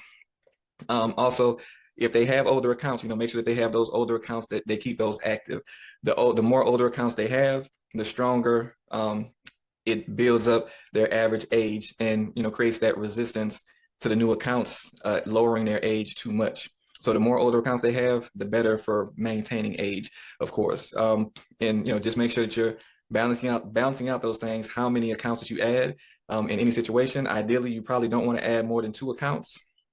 And I'm talking 2 brand new accounts, accounts that don't add, backdated age. Now, the only other thing that you can really do to add age is to get something like a primary. A lot of times people go to authorized user accounts because the authorized user accounts have been the go-to for so long. But as I mentioned, things have changed. So when you add those authorized user accounts, they are no longer counting the age of that account, the credit limit of that account, and the utilization of that account. So the main reasons that you would add it to the credit profile don't benefit the credit profile when you actually apply for something. It might make the credit monitoring report look good, but when you apply, it's not going to be counted. So versus an authorized user, if you find somebody that has primary accounts, that is something that can be used, and those can oftentimes be backdated as well for maybe about 2 years. So that's something else that can add to a person's credit report and help build up or strengthen their profile. And now that brings us to high limit cards that move the needle. So when you're trying to add accounts, you don't just want to, again, add a whole bunch of accounts. As I mentioned, you kind of want to be very, you don't want to do it in the shotgun style. You want to do this in the sniper style. You want to have a target and aim at those few targets and hit them versus trying to spread out and, do whatever you can with a bunch of accounts and then deal with the damage afterwards. So knowing places that you can go to quickly and easily get high limit accounts is going to be the best thing that you can do to save you and your client time and make sure that you're operating as efficiently as possible. So the target is 10K. If they can get a credit limit of at least 10K, they're going to be good. There might be some instances where you can't get a person 10K, maybe you can get them 8K, 9K. If you've applied for like 2 different places and you haven't got to the 10K, but you get close to it, you might have to just roll with that. But ideally, we're trying to get to that 10K. So one of the places that you can go to where you're guaranteed to get that 10K is going to be the Chase Sapphire Reserve. That is because it guarantees it has a minimal starting limit.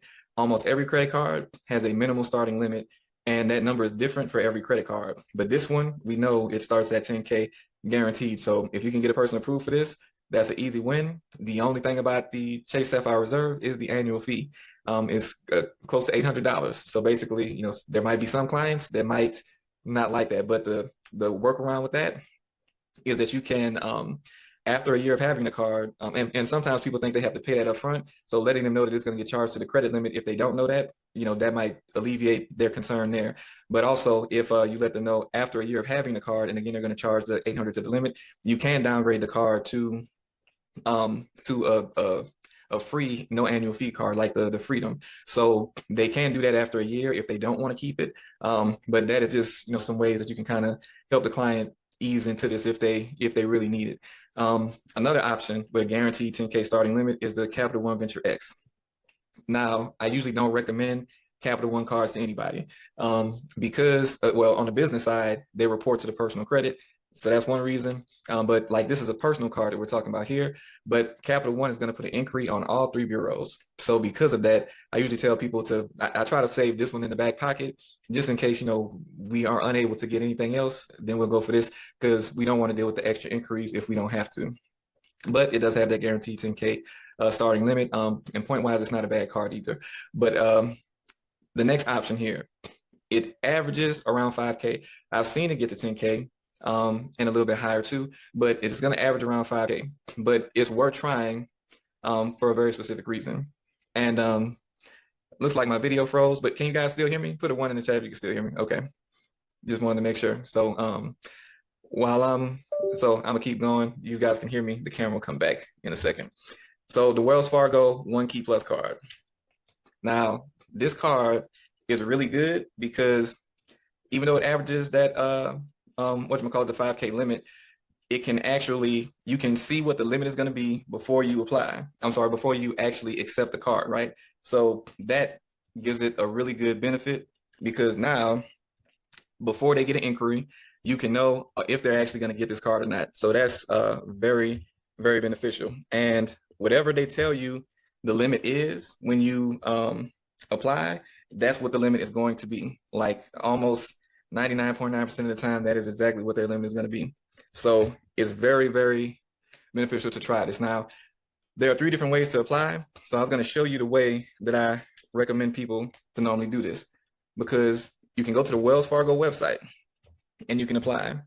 Outside of the Wells Fargo website, you can go to 2 travel sites. And just so I know, put a 2 in the chat if you've heard of this card before. Put a 2 in the chat if you've heard of this card before I go and show you guys that. Because I'm just gonna wondering if you guys have actually heard of it before. But put a 2 in the chat if you guys have heard of that One Key Plus card before. Okay, doesn't look like anybody's heard of that one. So let's go ahead and check that out. So the 2 places that you can go to, Expedia.com and I think is VRBO is the travel place that has like rental homes and stuff like that.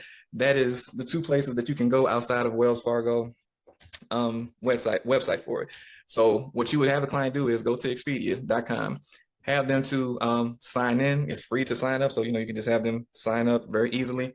And after you do that, you would just have them to scroll down, and you really can't miss it. It is a little bit kind of hard to see, it kind of blends in there, but you would have them go right here. And when they click on this, it's going to give them 2 options, right? So they have the regular One Key card, and there's the One Key Plus that does have a annual fee of $99. But still, either way, this is going to be the one that you want to do. And again, it will be a soft pull, so they won't have to worry about anything actually hurting their credit until they see what their limit is going to be. So that's, again, one recommendation that I have for at least trying to see something before you get a hard pull somewhere else. Another thing that you can try is the Amex Hilton Honors. Now, the reason why this one is good is it's also going to be a soft pull too, that you can just check to see if they'll approve you. But outside of that, okay, the video's back. So outside of that, they also average around 10K. So this is going to be something good to have. Also, when you're trying to get a person one of the Amex business cards, you might have already heard that it's good to have a personal card with Amex before you do that. So this kills a few birds with a stone, because you can try to get a 10K limit. You can get something that's going to actually help them towards their Amex funding, and get the 10K limit. Now, the Amex Hilton Honors and also the Delta Gold card. So you can do one of these 2. Those 2 are going to be about the same, and that's the other option that you can try to get the funding going, get the higher limits going for your clients on their profile to build it up. Now, something else that you want to keep in mind that is sometimes not paid attention to as much is going to be the bank tiers. How many of you guys have heard of a bank tier system before? Okay, I can see. So basically with this, the higher tier banks are the ones that are going to look better on the profile. Tier 1s is going to be the best ones. Tier 2, they're still good, but of course they're not, the premium, the top tier. And then there's like Tier 3. Tier 1s are going to be basically the national banks, the biggest banks. These are Chase, Wells Fargo, Bank of America, Citibank.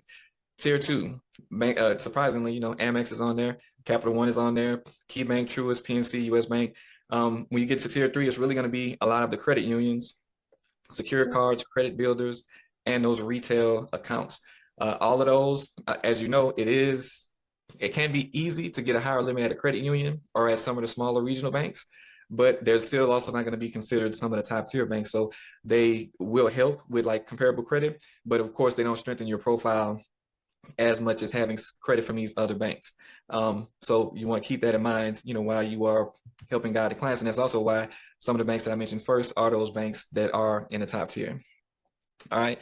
Now, another important piece is going to be utilization and inquiry management. All right. So basically, you want to get the utilization down as far as we can. We all know that.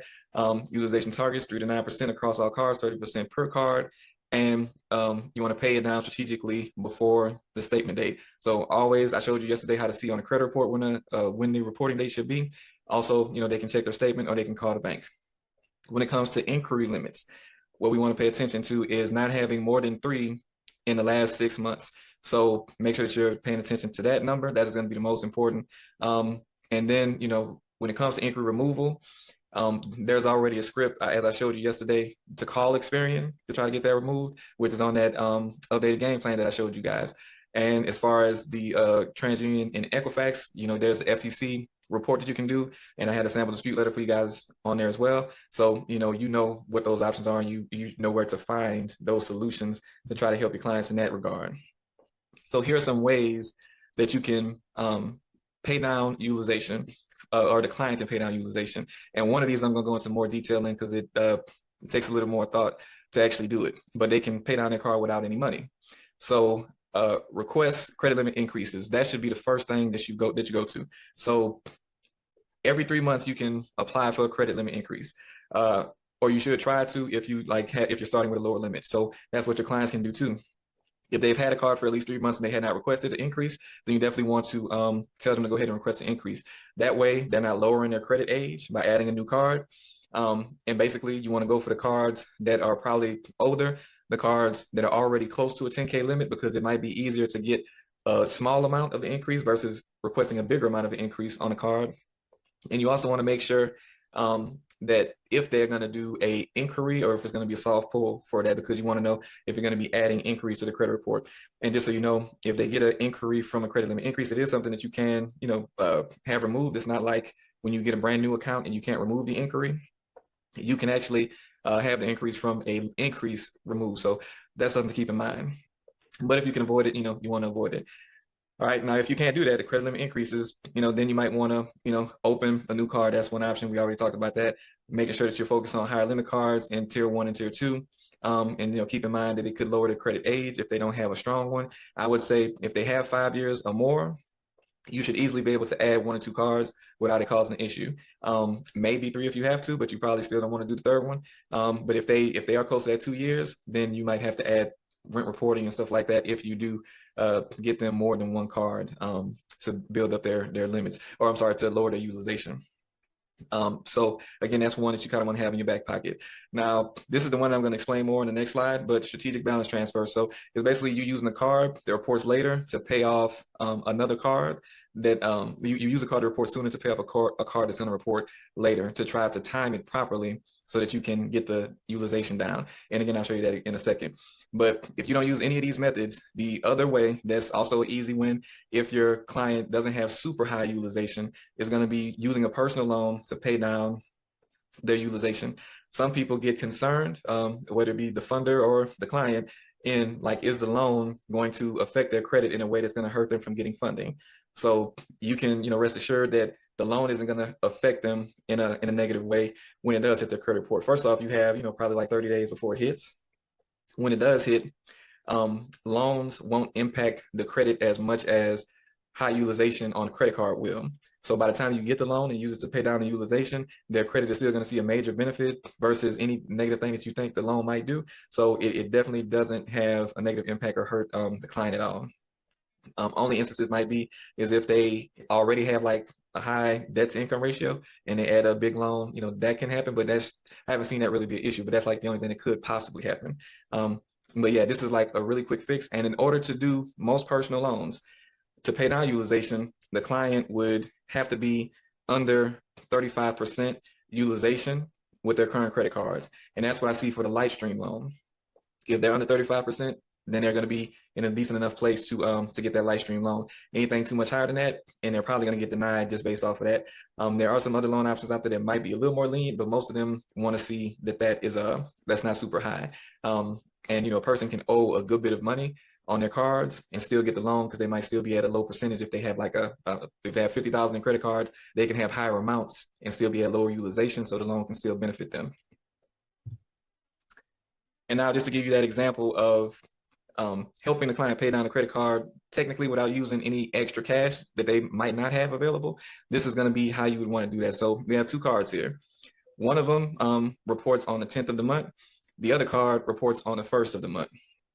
Now this card, the KeyBank card, has a $10,000 balance and the credit limit is 30,000. So it's at 33%. So of course we want to get that down. When it comes to the other card, the Wells Fargo, it's 3,000 balance, 30,000 limit. So that's 10%. So we clearly have, enough money over here on the Wells Fargo card to pay down this card, but we just want to do it in a strategic way. So basically what you're going to do here is when this card reports on the 1st of the month, we wait for it to hit the client's credit report that it has a 3,000 balance and a 30,000 limit. Then you take the amount of money that you need, which is about $7,000. You're going to take that from this card. You can do a cash advance, so you can liquidate the card, which would be you send yourself an invoice, so you send the client an invoice, the client pays it, and then once the money comes to you, you send the money back to the client, or it could be something you do for yourself, through your business. However this is done, cash advance or that way, you get that money off of this card after it reports on the 1st, and then you take that money to pay down this card before the 10th. And what that does is simply is going to allow this balance to be under 10% by the time it reports on the 10th. And then at that point, you have from the 10th until the next, until the 1st of the next month to do whatever funding you need to do for that client. Because once the 1st comes, this balance is going to show that 7,000, and then it's going to be back to the percentage that they were at. So if you can get this done in a timely manner, you can have a window of opportunity where they have low percentage, and you can go do your funding sequence, and you can get the client what they need. Or maybe you need to get a loan, and you lower the utilization to get the loan, and then do the funding. However you need to do it, or whatever you need to use it for. These are going to be this is going to be a strategy you can use if the client doesn't have any money. If they have a bunch of cards, it could take some, figuring out on which card to use and all of that. But it's very useful where you might not have many other options for the client. Okay, so now we're going to talk about the business profile and get into some of the things you need to optimize with that. So NAICS codes, they basically identify, they give the business its identity when a bank looks at it. So this tells the bank what industry they will classify the business in. And you've probably heard a lot about NAICS codes, finding, low risk ones and whatnot. So these are used because a lot of times people ask, like, where can they change their NAICS code? These are used when you're opening up your business bank account, when you're doing a credit application or a loan application. And also you want to look at this in your Dun & Bradstreet profile. But on the on the Dun & Bradstreet profile, it's going to be a SIC code. So you would, whatever the next code is that you want to use, you want to find the corresponding SIC code to use on Dun & Bradstreet so that it all matches up. So outside of this, you don't need to change your business next code anywhere else. If your client already had a business account at a bank that you wanted to go to, and that you're still going to go to, then you might want to have them to call to change their next code on their bank account. And then whatever they put on the application for the actual business credit card, they would use that new next code on that as well, so that things match up and align. And some industries that are considered high risk can lead to denials and low limits, and those are going to be adult entertainment, cannabis, and CBD, gambling, debt collection, credit repair too, cryptocurrency exchanges, transportation, trucking, most things in real estate. There are some things in real estate that are not. So choosing a good code is going to be very important. I also created a list and put together a list for you guys that is attached to the old game plan. So I'll put it next to the new game plan, but I just wanted to show you that just in case you have not seen that. Can you guys see this list on the screen? Okay, so this is a list of the NAICS codes and SIC codes that correspond with the NAICS code. So you can see these different industries here. Now, what I did was, because a lot of times you might look at these descriptions and you think, oh, well, this business won't fit for this specific NAICS code. So I put over here that it covers these industries. So like for tech processing, hosting, and related services, if they have a tech company, a SaaS company, if they have CRMs, client portals, data storage, online dashboards, that's something that can be used. Something more specific, caterers, food services, mobile catering, meal prep, event food services, a chef business. So it's a lot of different industries that can fit in. There's other activities related to real estate support, business strategy in real estate, planning services, operations and consulting. So all of these different things can fit inside this. Now, the other thing that I added in here is the SBA size standard. The reason why this is important is because it can indirectly help as far as the amount of money that the client can get from this next code. So that's how I look at it. So in these particular industries, the SBA has a certain size standard that if it sees this industry, it assumes that that industry makes this much money. The higher that number is, the higher, you should be able to get because of that. So that's why I listed this here, so you can kind of see the difference in the amounts, and you can see the higher ones are at the top. And 500 employees is how they rate the electronic shopping and mail order one. But 500 employees means that you are definitely making, close to the millions in here, but that's just the size standard that they put on this particular one. So just wanted you guys to see that this is kind of how I look at the next codes, having something that's low risk, knowing where you can fit somebody into one of these and what the likely, perceived amount of money they should be able to get. And of course, not to get the millions, but them being able to get higher amounts versus other next codes. So that's already in a curriculum. So you guys do have access to that. And under the video, once we post these, you'll see that as well. But let's continue. So you also want to make sure, and this is something that most of you guys kind of know, that the complete business information is consistent. You want to make sure it's consistent in a bunch of different places, right? So it's possible for the lender to check online to see if your business exists and find different pieces of information. And if they need to see that your address is the same, your phone number is the same, your business name shows up the same in all these different places. The main places that you want to have that consistent at is going to be 411, Yelp, Dun & Bradstreet, online directories like that. Search engines like Google for the Google business profile. I also recommend you put in some details on your Google business profile too, just to help out with SEO and stuff like that. But having your business information there is, of course, always going to be good because that's the first place everybody goes to search. Official registrations like the Secretary of State. So when you first file your business, making sure that the name, address, phone numbers that you put on those registrations, making sure that you're putting on that what you're going to put in these other places. And of course, that same information, you want to make sure you use that on the bank account applications when you're opening up the bank account. So make sure you're telling your clients that. And also on the credit card applications that you're putting in. So making sure that all that information is consistent, make sure that it does not cause any red flags once you go through the application process. Also, virtual offices. There are some banks that do not like virtual offices. So that's something that you want to keep in mind too. So Wells Fargo and US Bank, I've seen to be the most particular about that. I've seen Wells Fargo not allow somebody to open up an account because it was a virtual address, like just a business bank account. And in those instances, you might have to use your actual home address. So, with Wells Fargo and US Bank, you might want to tell a client to just go ahead and do that when they're using those, when they're doing those applications for bank accounts and for the cards, so that they don't run into any trouble. Because I've seen somebody at US Bank too, they wanted verification of like a bill or something at the address. And if you can't produce like a bill, then they'll give you a certain amount of time. If you don't get it done in that time, they could close the card, and then you have to redo the whole application just because of an address. So it's better to just make it clean and just have them go into the door at Wells Fargo and US Bank. Just use the home address unless they actually have like a physical office location. So keep that in mind. All right.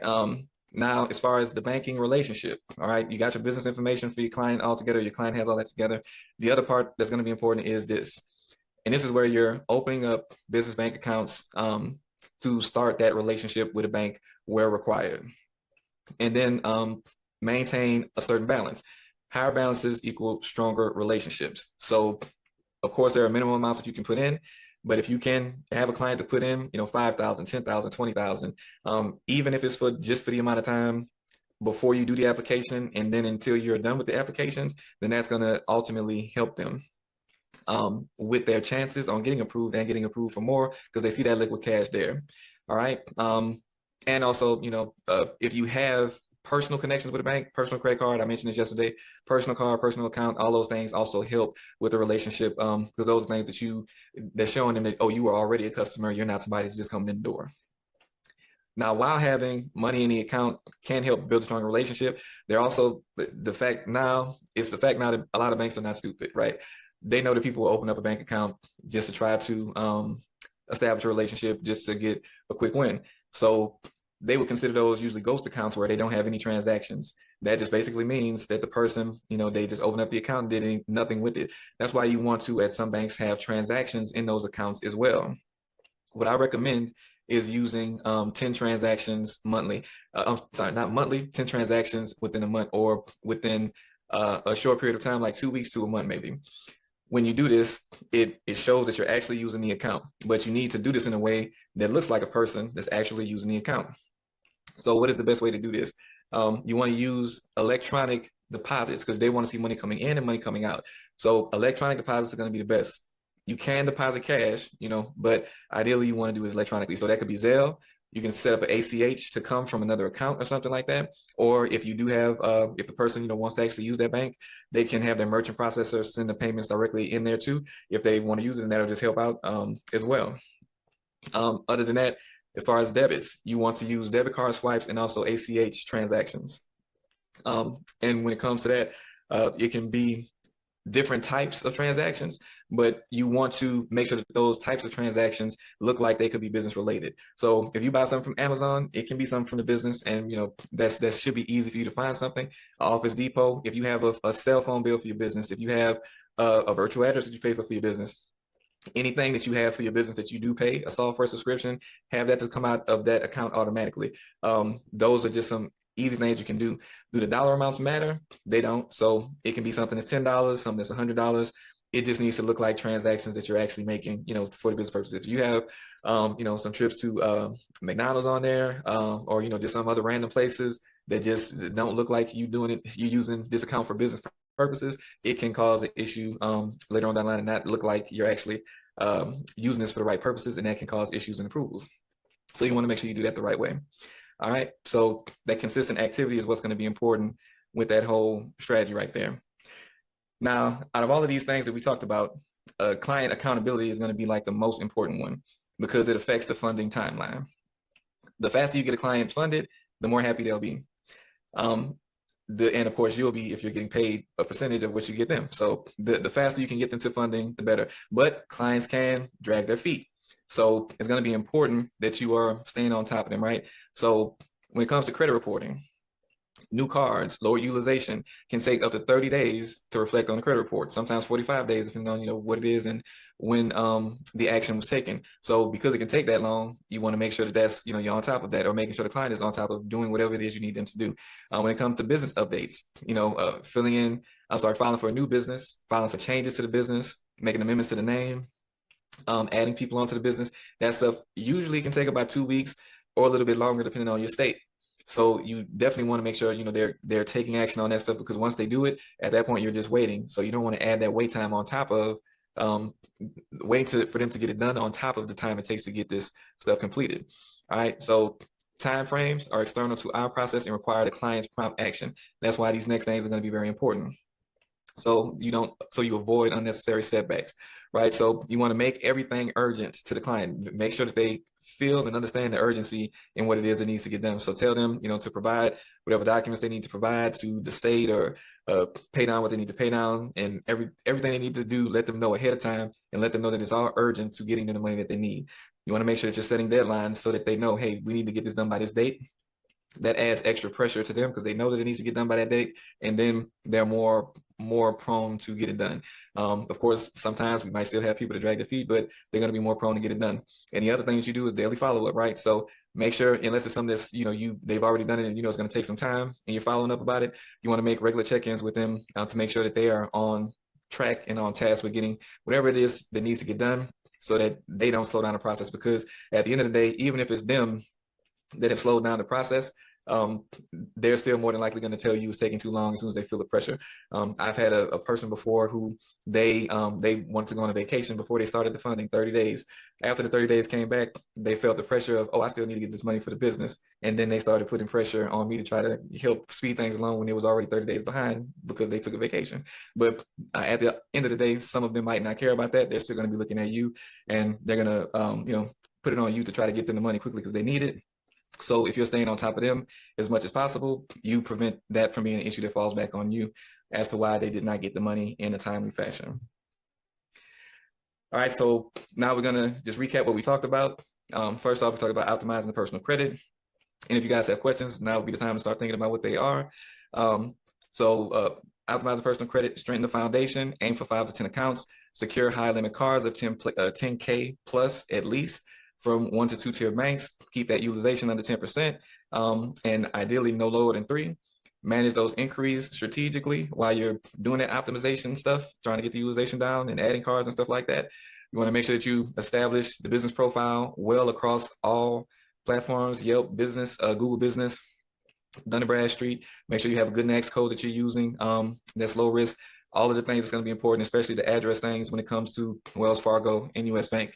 When it comes to banking strategically, you want to make sure that you're putting in the highest, have your clients put in as much money that they can into those business accounts, but also, at least doing the minimum that they would need. Make sure that they're putting activity into those accounts. Make sure they're putting the right NAICS code on the account when they're opening it. And just making sure that you are showing strong financial health in the account and showing that you're trying to build a relationship with that bank.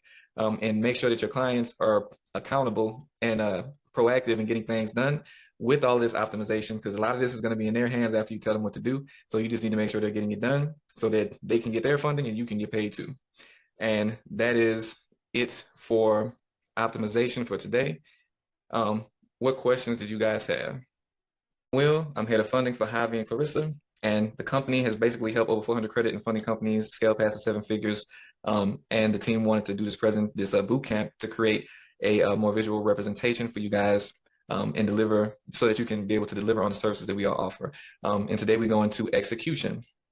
So everything that this day is going to be about is pretty much mastering putting in applications, data requirements, data points for those applications, and what to do after you put in the application with the different routes that things can go from there. So to make sure you guys are covered on all avenues. So the execution roadmap for today. As far as application methods, some of you guys may have seen some of this, but it's more expounded on. Well, there are more areas that we're going to cover today, but we're going to talk about those application methods like delivering the game plan, Zoom takeover, team viewer. We're going to talk about BRM strategies as well. We're going to talk about bank requirements, which is going to be the data points at those major banks that that most people can go to, and response protocols, as mentioned, that they'll be pending status, declined, and if they're approved, it may be approved for a lower limit. So we're going to talk about all those things, and then we're going to have your blueprint for what to do going forward. All right, so game plan delivery with Loom specifically.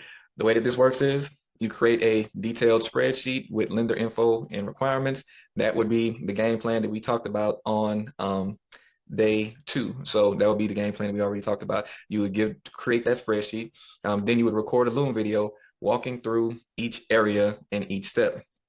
Doing that lets the client know how everything works, where they can find each piece of information that's important to the process, because it's all going to be in that document. So that's what you're doing when you're recording the Loom video, making sure that they know where everything is and knowing what everything means so that they can navigate through it with ease later on, and they have that video to go back to. And that means they don't have to keep asking you, what was this? What did you say about this? They have the recording and they can go back to it. All right. Now with this, the client would submit applications independently from their location, or, maybe if they want to go in a branch, but they can ideally do it at home. And, you would follow up with them via email or messaging to see how things went, to answer any questions that they may have. So that's pretty much how that works when you send them the game plan and send them a Loom video. And this is best for, if you have a tech savvy client, that prefers just doing things on their own, they maybe want to kind of learn things. High volume operations that need scalability, because with this, you can just do something as quick as doing a Loom video and get that delivered to your clients. And this is something that you can delegate to your team members as well, because they're just recording video explaining what the plan is. So not much involved there. Now, as far as the pros and cons, really, as far as time efficiency, it can be efficient. The only thing that can kind of slow it down time-wise is really that you have to make an individual one for each client, so it might be different for each client, so that can affect scalability with that. As far as actual scalability, it is highly scalable because it is just doing the Loom video, other than the customization part of that kind of being the part that slows it down. As far as client value, like half and half on how the client might perceive that, because some clients might want more, some clients might be cool with it, but it's not a higher end level of service. But it's zero cost, so that's an advantage of it. Easy to delegate to team members, as I mentioned before, and the client's IP address gets used. That's what is the key thing with all of these methods that we're going to talk about, the IP address, because if you send an application from your IP address, If your client is in Milwaukee, and you're in Georgia somewhere, and you put in the application, that's gonna trigger a red flag because the application IP address is far different from the client's actual address and everything related to the client. So you don't want to have those red flags, and that's why these methods are so important. Now, with this, it does require client cooperation and follow through. So you have to know that the client is actually going to put the things that you told them to put on the application, that they're going to do it in a timely manner, and that they're not going to get, kind of lost in the sauce on the application and need a lot of help. So that's some of the challenges that can arise from this. And, that leads to the risk of incomplete or incorrect submissions, which can cause, pending, denied, and it's less premium positioning because the client is doing the work. And again, it depends on the client's comfort with doing things like applications. If you have a older person, it might be a little more challenging for them, depending on how old they might be or how tech savvy they are. Now, we already looked at the game plan and what it entails. So I just wanted to, make sure that you have this visual here of, you want to make sure that this is what you're getting to the clients. And this is the updated version of the game plan. So, make sure that you are getting these things filled out, organized properly, and sent to the clients so that they can know all of the details of all of the steps and how to do it in order to prevent them from constantly having to ask you questions about, what they need to do next or what's being worked on. Now, you want to always deliver the game plan regardless of whatever methods you choose to actually get the applications in for the client. We're going to talk about the other methods in a second, but just wanted to make sure that you do that because that is going to ensure that no matter how the applications get put in, the client is still aware of anything that's required as far as information wise, timelines, next steps, what the lenders are looking for, what they need to do to look better to the lenders, and just so that they know what to expect during the process. Also, if they see that you have a plan versus, you're just kind of going to randomly be going through things, it also does make it look like you know more of what you're doing because you actually have a documented, organized plan that you can present to them. So it also makes you look better than the person that has absolutely nothing to give their clients. So just know that a lot of times that can impress the client too and make them feel like they didn't, waste their money when they paid to sign up with you because you actually have a put together plan. All right, now Zoom takeover. This is method number 2. Now with this, you schedule a Zoom call with the client. When you, get on a Zoom call, you're going to request remote control of their screen. Now, after doing that, you can submit multiple applications in real time while you're there on the line with the client. The client can watch the process and they can ask you questions. If there's anything, that maybe you that you forgot to get from the client, a piece of information, address, updated address, anything like that, you can get that immediate feedback from the client and get collaboration because you're right there on the call together. So it's really helpful in those ways. And also, they can enjoy just being able to see the process and how it works, and they get to learn this themselves. A major thing that we already talked about, the IP address, is actually when you're doing a Zoom call, even though you both are on the call, when you take over their screen, everything that is happening is being submitted from their IP address. So that, again, avoids the red flags so that you don't have to deal with those slowing up the applications or causing unnecessary denials. And it's, interactive. So, you can handle questions instantly versus a lot of times when you have a client to do it on their own, they're probably going to be messaging you, asking you, hey, what should I put for this? Even if you sometimes already sent them the information, they might still ask you that. Or if there's, maybe a change to the application, because sometimes that does happen too, then you can, be able to answer that question more quickly because you can see that there's new things on there, or it might be something new you need to ask the client. And applications don't change often, but, if it does happen, then you can get that information. As far as the pros and cons of this, when it comes to time efficiency, this is about 60%. So it's okay with time consistency only because, you have to basically do a lot of coordination with the client. As far as scalability, it's not as scalable because this takes a lot more time to send in a Loom video. And, the person that you have doing it, they have to know what they're doing as well. More than likely, you could get locked into doing this. Even if you don't have any employees. So, it can take up a lot of person's time and you don't want it to take up your time. And as far as client value, they see it as more valuable because you're doing it for them and they're actually getting to see it happen. So of course, that's going to make it a little bit more white glove service level. So they're going to appreciate that. Advantages, of course, it's low cost, builds a stronger relationship with you and the client because you're doing this together, reduces the application errors by a lot. It's like I said, almost white glove service level, but there's a higher level to it. It avoids fraud detection and red flags. Great for done with you to educate the clients. And some of the challenges are being time intensive, scheduling, coordination can be hard sometimes with some clients. Delegating it can be hard. And once you get to about 10 to 15 clients per week, that's when this can really start to take up a lot or maybe too much of your time doing this. And of course, that client has to be available and engaged too. So the other method is going to be the team viewer method. And this is remote submission. And there are two ways that you can actually use this. And TeamViewer is the software. You can go to teamviewer.com and get that software downloaded to be able to do this. It's basically a software that was created so that a person could assist another person remotely with like IT issues on their computer, or maybe something that they need to do on a computer if they aren't going to be able to actually execute on those actions or know what they're doing. So the client installs TeamViewer on their computer. They can grant you unattended access to their computer with what was downloaded, and you would of course be sending them a link, and they would download it on their computer. All right, you can submit applications remotely without a live call. So whenever you're ready, whenever you have time, that's when you can submit the applications, and you can work on your schedule. So you can also batch these applications, so you can do a bunch of them at one time, and the client can observe you passively or leave the computer on for you. When they're watching, when you do it the passive way, where they don't give you full access, they basically, somewhat like the Zoom call, they just leave their computer open, but they don't have to be like right there with you. They can leave the computer open. You just tell them at this time you're going to do it, and then you'll get access to the computer. You can do what you need to do without talking to the client, and then they'll see it. If they want to look at it, they can walk away and do something else. But the application gets submitted. It is being submitted from their IP address, so it alleviates most of the conflicts that you would see outside of that, and it allows you to be more flexible. You can work whenever you want to work and get this done. And you can do batch processing as well, as I mentioned.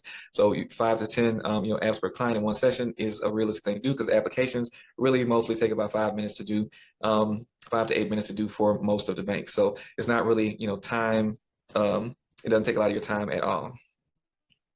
Now, as far as pros and cons of this, as far as efficiency, it's way up there, because you can do this kind of when you want to do it, whether they give you remote access or even if they want to have it where they have to open up the computer for you to see it.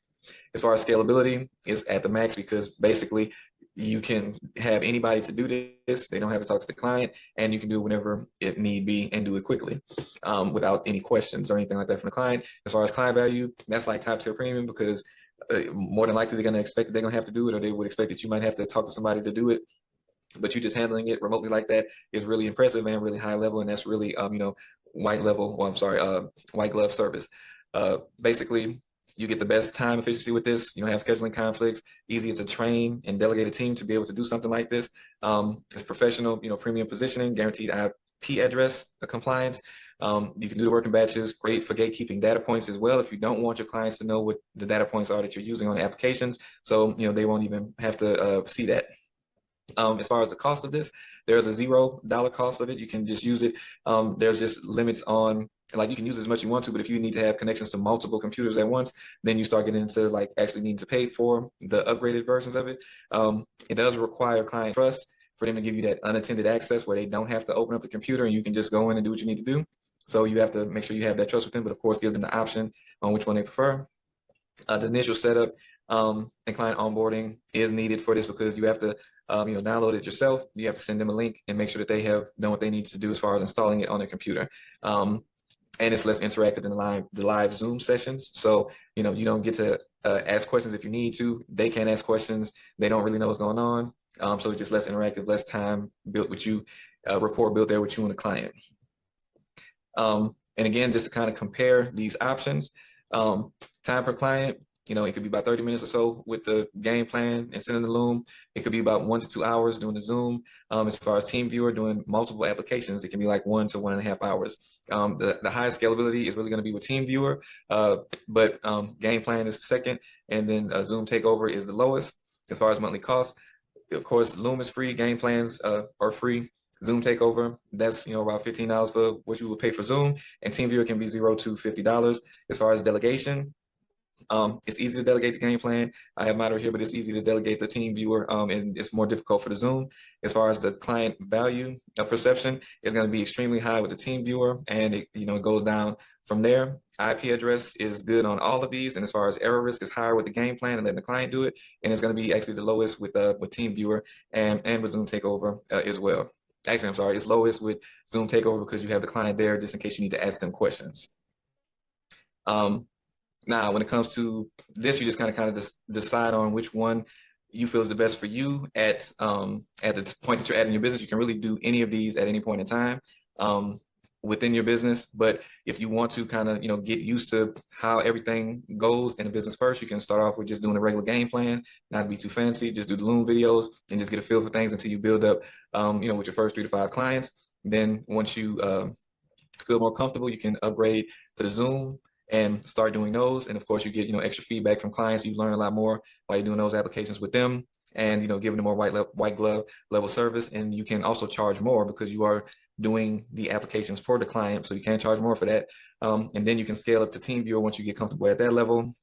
You can charge more, and you can handle more clients. You can do this when you're handling more clients monthly, like 10 plus clients a month, just to make sure things are really easy to scale and move up from there. And of course, you can mix and match some of these, having different levels for whatever the client wants to pay, and just mix and matching how you use this for the particular client that you're dealing with. And if you want to know how to exactly implement these things, like how to go in and make the settings right in your Zoom, and how to actually activate this while you're live on the Zoom, or get a visual of how you actually use the team viewer, there is a video inside of school in the curriculum. It's going to be right here under funding applications, doing online apps for clients without red flags. So you can find that in the school curriculum right there. And it is also in Circle for my Inner Circle members. I didn't have a screenshot here for you guys, but I'll put a direct link to it under this video so you can get directly to it if you want that information after I post the replay of this. So now let's talk about leveraging business relationship managers. All right. So if you don't know what a BRM is, because you're newer, they are a business relationship manager. They're specialized banking professionals who can significantly improve application outcomes and client experience. So this is something that you probably hear a lot of people talk about. And just wondering, does anybody that's in here now, does anybody work with any BRMs right now, or has worked with a BRM? If you have, put a 1 in the chat. If you have not, put a 2 in the chat. I'm just wondering how many people have actually worked with one. Okay, I got 1, 2, another 2, 1. Okay, 1. Okay, about half and half. Okay, so some of you guys have, some of you guys have not. It looks like more of you guys have not actually worked with a BRM before. So some of this should be very helpful to you. So why use a business relationship manager? 1, higher credit limits. This is more so specifically, this is more so beneficial at Chase than at other banks I've seen when it comes to the higher limits. And that's not to say that you can't see a benefit in a limit because of outside of Chase, but this is where I've seen the most significant increase in the credit limit at Chase. Any of you guys that have been in funding for a while, you kind of know what happened. The Chase people used to be able to get 75, 50K from sending people to Chase and do a Chase BRM. So at that time, well, I'm sorry, after sometime last year, I believe it was, they started to make changes and they started to geo-lock the BRMs at Chase to the point where they can only work with people. It's different for each kind of branch or area. Some can only work with people that can actually walk in, that they can see. Some can only work with people in their city. Some can only work with people in their state. And some just are not allowed to receive referrals at all. And it's just because of how crazy things got with people sending people to the BRMs. But because even though they had those changes, you can still, get decent amounts from Chase, but it's just not at the same level that we used to be able to see. Like I said, 50, 75 for on one card. That's, that's really, really good. And a lot of customers did get spoiled with that in those times. Now, the other part of that is going to be, and let me mention this too. So if in a situation where a BRM is still able to kind of help you as far as, even if they're not able to get you those high limits like we saw at Chase, like I had an instance with one BRM, even though they weren't like really able to get a higher limit for the client got a limit that they didn't like. And it wasn't a low limit, but it was like 10K, but the client wanted more. The BRM was able to give me information to say, well, hey, what I've seen happen is if you submit an appeal to the credit limit application, then I've seen a client do this, put this on the appeal, and they got a big increase in what they got on the limit.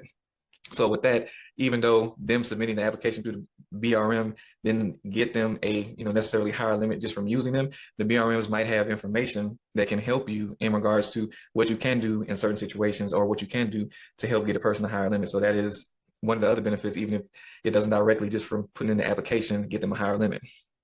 Now, direct application links is going to be like one of the second biggest benefits that you get from them. At certain banks like US Bank, which you guys might know, isn't like located everywhere. Even though they're a national bank, they don't have a branch everywhere. So a client might have to drive a distance to go and try to get in there or try to do an application. Well, the BRM can send a link to a client to have them apply.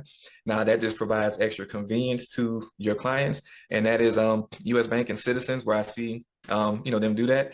So that is in Citizens Bank, isn't everywhere either. So that can kind of make it more convenient for the clients, and especially so with Citizens, because not only is Citizens not everywhere, they are regional, so they do have to be in the state of your client, but also you can apply for any of the cards online at Citizens.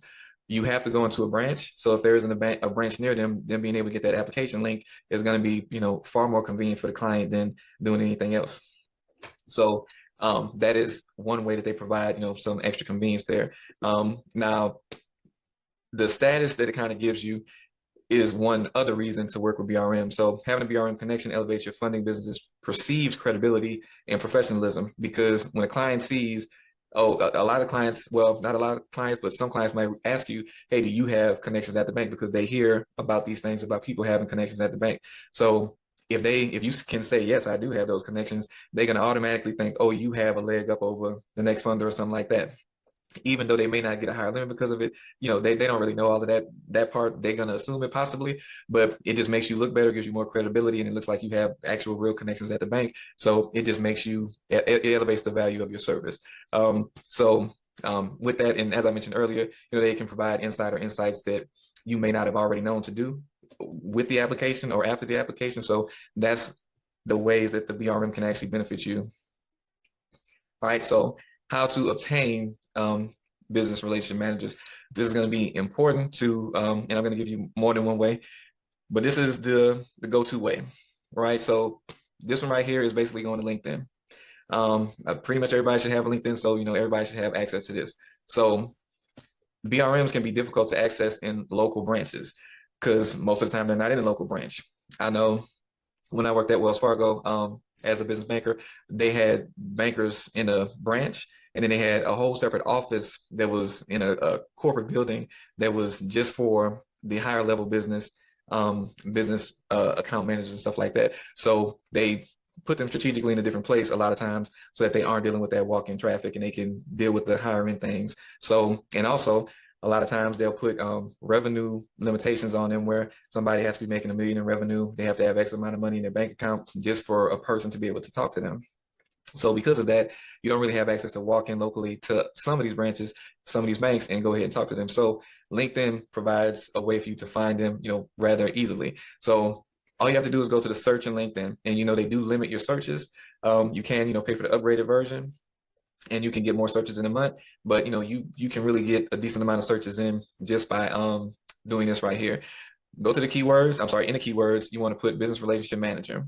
You want to put the name of the bank, and you don't have to put the client's location because unless you want somebody in a specific location, you can just put the bank name and the relationship manager thing.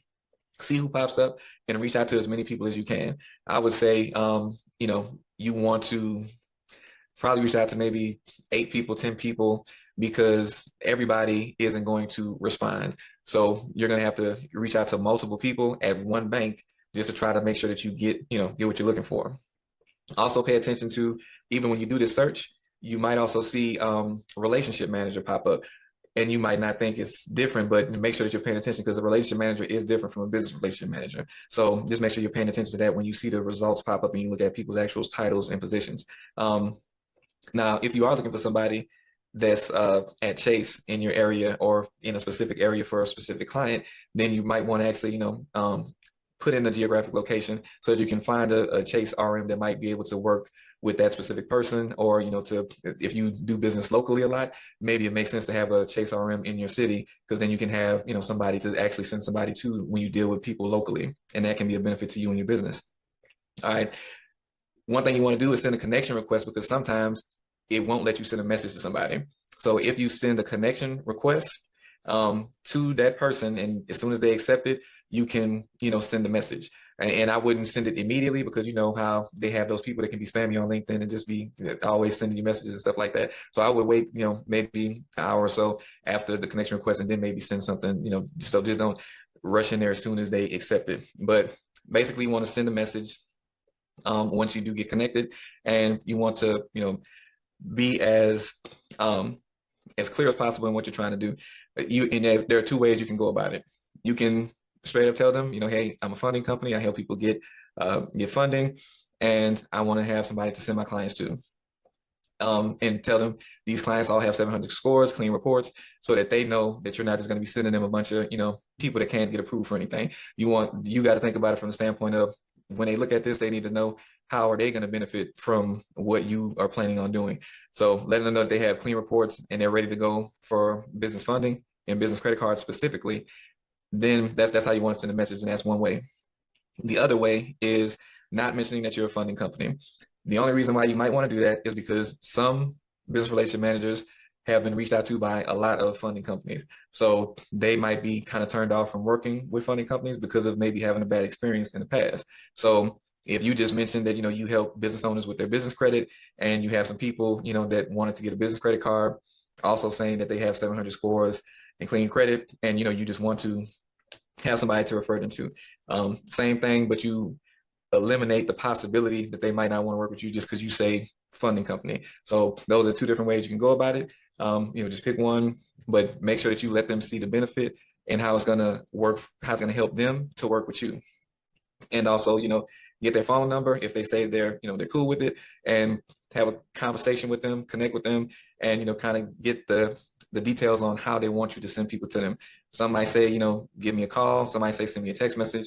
Some might say, send me an email with these specific pieces of information. So you just want to get that information. But the call is really to connect with them, so that they see you're a real person versus somebody just in their inbox, and also figuring out how to send a referral. But you just want to make sure you cover all those bases by the time you do actually connect with them.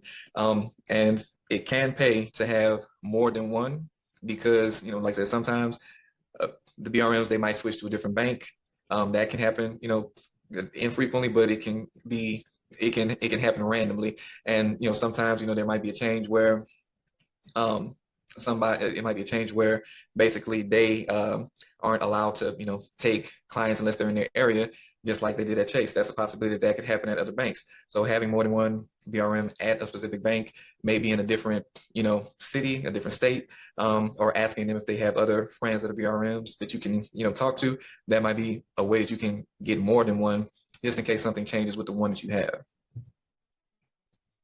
Now, LinkedIn, like I said, that's one way, that's the go-to way, that's the old faithful to try to reach out to them. But there are other tools that are out there that you can actually use. Now, this tool is called ListKit. It's listkit.io. That's how you would, get to it on the website. And with this, it's a little bit different. So with this, you can get the contact details for the business relationship manager. Now, all you have to do is do a search, right? So you would go in there, you would search, you would filter by business relationship manager, by bank, you can put by location, and it'll give you a list of different banks. You'll be able to see what bank they work for and their job title, again, to verify that they are a business relationship manager and they are at the right bank. Because like for Citizens, there's more than one bank named Citizens, so you definitely want to make, when you are doing this, you want to make sure that it's the right Citizens that pops up there, so that you're getting a person that is at the right bank. Now when you do this, you can get emails and you can get phone numbers. So instead of relying on, just being able to, if they go on LinkedIn enough to check their messages, or if they're going to get back to you in the messages, you can just call them directly or email them directly. And with this, I would, probably call them and then send them an email after that, just to make sure that if you don't get to them, that they at least got an email from you, and then, probably call again. So you want to try to do this to make sure that you can get directly to them. avoid the inbox, clutter that can happen and you getting overlooked, and you can try more directly to get to them, and you would have the same explanation I told you to put in the messages. You would say the same thing on the phone, making sure that you're leading with, hey, I help these business owners. They have good scores. They're ready to go. I just need somebody to send them to. So they immediately know how they're about to benefit. Lead with that. And then, you can do everything else after that, build rapport with them after that, but let them know why they need to continue talking to you, and see if they're willing to, work with you.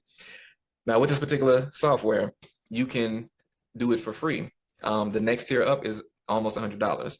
But if you do 16 searches or less a month, then it's free. So thought it would be helpful to know that.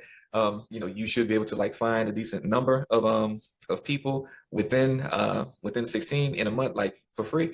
So if you really need to ramp it up and get a lot of people, if you want to get all the Chase RMs in your state, have at it. It'll just be like $97 a month to go and do the extra searches, but you have this tool there to help you get that contact information. All right. Now we're gonna go with bank specific data points. And just so I know, you guys, how many of you guys have heard of that service before, the ListKit? If you've heard of it before, put a 1 in the chat. If you haven't heard of that, put a 2 in the chat. Just wondering if you guys have heard of that. Okay. Okay, about half and half. All right. All right, I see the real sauce. Yeah. Appreciate that. Okay, now let's go and talk about these bank specific data points. All right, so this is the next important thing. You select how you're going to do the applications. Would it be, the client doing it, you doing it through the various remote ways, going through the BRM to put in the application, or however it's going to be. You need these data points in order to make sure that you see success. So I'm gonna, kind of run through these because it's really just data points, and also you will have access to this information as well. It's already in the curriculum, but I'm going to put access to the document that has all these data points specifically underneath the video of this recording when it is posted. So you'll have this information. But at Chase Bank, of course, we already know we want the people above 720 or above 700 before we start working with them. But the ideal place for them is about 720. At annual revenue, I put 500 to 750 here, right? So with these ranges, just so you know, with these ranges, you can put a number anywhere between these ranges. These ranges are designed basically for not going too low where you're going to get a low limit, and not going too high to where they might request documents. Because if you put too high, some banks, they can't request documents. With Chase Bank, it used to be that you can put a lot higher, but online, it's a little bit more sensitive. So I wouldn't go too far past the 750 because I have seen some people get a request for docs. So that's why, online, a little more sensitive. So you probably want to be a little more, just want to stay within these ranges online with Chase. As far as annual income, what I've been starting to do is to have higher annual incomes to try to compensate for not going as high on the annual revenue, if that makes sense. When it comes to annual income, a person can put their household income. That's their income, their spouse's income, anybody in their house's income. They're allowed to do that for any credit card application. So that opens up the door for that amount to be a higher number. If you have two people with a 200, income, that's $400,000. So that is something that's possible. And even at these ranges, I have seen them not ask for proof of docs either. So just letting you know that the annual revenue, the annual income can in some cases also help the client out. As far as time in business, I put a year plus here. That's going to be the ideal situation for a person to get the best amounts from that bank if their business is a year older. Now, in some instances, you might have people that just started their business. One thing that you can do, sometimes a person, before they actually filed the paperwork, they were actually operating that business and making money as a sole proprietor before that. Because if they haven't filed the paperwork, they're basically a sole proprietor. So they might have more time in that actual business industry than what they actually have as far as the file document for the LLC. So you can use that accordingly in how you work with this number. Sometimes they ask you for the date, sometimes they ask you for the year, but you can work with that accordingly. Now, on the Chase application, you see estimated monthly spend. That is a number that tells the bank how much. It's not going to determine directly what they're going to get, but it determines how much they feel like they should be able to give you. Because if you say that you only make like $5,000, if you're only spending $5,000 to $10,000, they're not going to give you 30,000, 40, 50,000. So putting the higher number there is what's going to help the person get the higher limit, because they're trying to see how much you're spending. And if you're spending that much, that means that they would need to give you a higher limit. And then, they kind of see it, the other metrics to see if they're, how much they're going to give you within that higher limit that you are saying that you spend on a monthly basis. You have to also keep in mind that, you can't put that they make, that they spend 50K a month and then their revenue is far less than 50K a month. So you have to keep that in mind when you're putting in these numbers as well, because you don't want to put something in there that doesn't make sense. That's because they're going to know it doesn't make sense. So make sure you're accounting for that when you're putting these things in. Again, most applications don't have monthly spend. So if you see estimated monthly spend, make sure that you are taking advantage of the fact that you have that on the application to put that in. So yeah, all of these things are what you want to keep in mind when you're going on the Chase application. Now, when it comes to American Express, and a question I've been asked before is like, why are the numbers different per bank? One of those reasons is because the most important reason is the banks have different sensitivity. So some of them are more lenient on the number that you put that they're comfortable with before they'll ask for docs.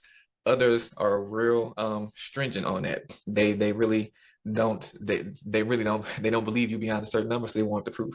Amex is going to be one of those places. And with Amex, you can fall into the pit of death with them. Basically, if you put in a number on one application at any point where they ask you to connect your bank account, what I've noticed is, and I don't know if you guys have seen anything different, if the first time they ask you to connect your bank account to prove your revenue, which is how they do it, they're going to ask you that for every application after that. So you have to make sure you don't trigger that on the first application, because once you do, then it's kind of over. They're going to always ask every time. So make sure that you keep that into mind when you're dealing with Amex. But the best scenario with them, 325 to 350 is where you want to be with them. Again, much lower than like what we just saw at Chase, but this is what I've seen to be their threshold. That's the safe space. Personal income 115 to 125. Time in business 2 years plus is the best scenario. Estimated monthly spend 18 to 25K. And before you go to them, you want to make sure that the client has a personal credit card.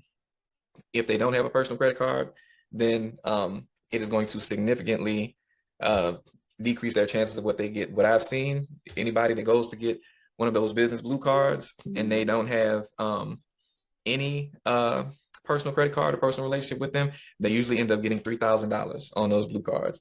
So you definitely want to make sure that you are only sending them there if they have already had one, or I would say if they've had one for at least 2 to 3 months, then that would be like a safe space for actually knowing that you can send them in. If anything, send them in for the first blue card, see what they get. If they get 10K or better, proceed to the next card. If they don't get 10K or better, I would stop right there and let them build a relationship, and then go for the next blue card later, maybe whether it be 60 days or maybe 90 days later if they got a low limit on the first card. But you want to make sure that they're establishing their relationship. And you can go for both of those cards back to back in the same day, in case you were wondering that. So yeah, you don't have to wait. You can do them right back to back. And Bank of America. So Bank of America, the most important things with them are going to be annual revenue and personal income. There is not a bunch of other key things with them, and I'm only putting like the key things that you really need to know when you're doing the application. So with them, annual revenue 600 to 700, personal income 250, 325. I'm sorry. Truist Bank, and I'm gonna fly through the rest of these. Truist Bank, basically, you do want to have a higher score with them. I have seen that they have been a little bit tougher to deal with as of late, but basically you want to have about 500 to 650. Personal income 225 to 300. A year to 2 years in business is going to be ideal with them. Wells Fargo. Wells Fargo used to have it to where you had to wait 60 days to apply. They have taken that requirement off, so you can apply faster now, and that was to apply online. You got to have a business account for at least 2 months before applying. But now you can apply faster with clients as far as annual revenue. 225 to 365 is the safer range, but I have heard that you can go up to 800 now without them checking. So that is something that I have not updated on here, but I wanted to let y'all know that, so that is something that you can test out as well. But personal income 145 to 175. Wells Fargo was more sensitive, like Bank of America before. All right, now Elan Financial. This one is an interesting one. But Elan Financial, they are the underwriter for a bunch of different banks. If you have ever seen one of their applications, it looks the applications, the card names, the card benefits and rewards, they are all exactly the same at all these banks, and it's usually going to be like like I said, locally ran banks. It's a Renaissance bank. I can't think of a few other ones. It's just going to be very localized. So you just kind of have to look. Usually when you go to the credit card application, it's going to say at the bottom that it's underwritten by Elan Financial. And if you search Elan Financial, you can find some of the banks. But again, in the state by state document that I created for you guys, you can see what Elan banks are in each state. So you have a quick, easy access to those banks. With them, of course, 720 score.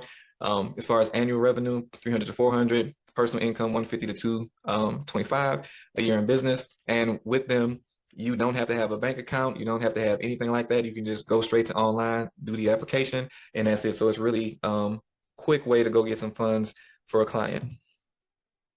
US Bank, they are very inquiry sensitive.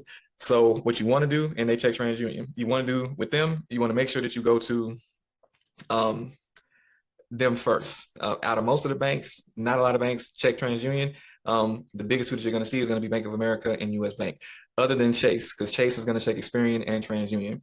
I would go to US Bank before going to Chase, because they are so inquiry sensitive, and sometimes they can be stingy about how much they give out outside of certain situations. But if you use these data points, you should be good.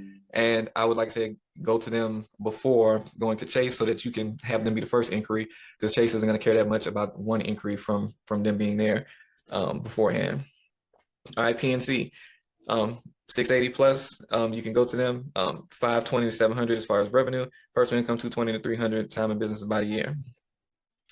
All right, Citizens Bank. Citizens Bank is just a tad bit different. They're going to ask you a question that some other banks, most of the other banks don't ask you. As far as annual revenue, 650 to 800. With them, you can get closer to $1 million as well. But as far as the extra question that they ask, as far as business profit, what you want to do is whatever number you pick, make sure that the business profit number that you put is 75% of whatever number you put. So that is a good rule of thumb for the net income question. And it's going to read like this specifically: net income, business profit, make it 75% of the revenue number. As far as annual personal income, anywhere from 180 to 200. As far as another question that they ask you, value of retirement, bank, and brokerage account. What I've seen is around the 220 range. That is what gets the best results with them. And time in business, at least a year or longer. Now, also, they do a soft pull on your credit. Amex does a soft pull on your credit too, if you already have an account with them or some relationship with them. But Citizens does a soft pull on Experian, and they do a hard pull on Experian Business. So they will actually check Experian Business. And I do advise that before you go to Citizens, you make sure that the client has their business address, phone number, and name registered on 411. Make sure that that information is consistent on Dun & Bradstreet as well, because they do a little bit more extra, looking into things as Citizens. So just making sure that their information is out there, available, and consistent in at least those places is going to be helpful. And of course, go to Citizens early on, because they do check the business Experian. So before you start racking up a lot of the inquiries at other places, you can go to Citizens early, because it's a soft pull on the personal as well. So keep that in mind with Citizens. All right, so now we're just going to go through what to do with protocols to have to follow after you get to those last steps after the application. So if the application is pending, very simple. You want to call the recon line, the reconsideration department, basically, and you're going to clarify some details. You're going to say, whatever happened is pending. More than likely, they're going to ask you to clarify some things. It could be that they just want to verify, your address. They want to verify, maybe your business name or something like that. Most times, it's just they're trying to verify something. So you can just ask them what information they need you to clarify, if so, to get out of the pending status.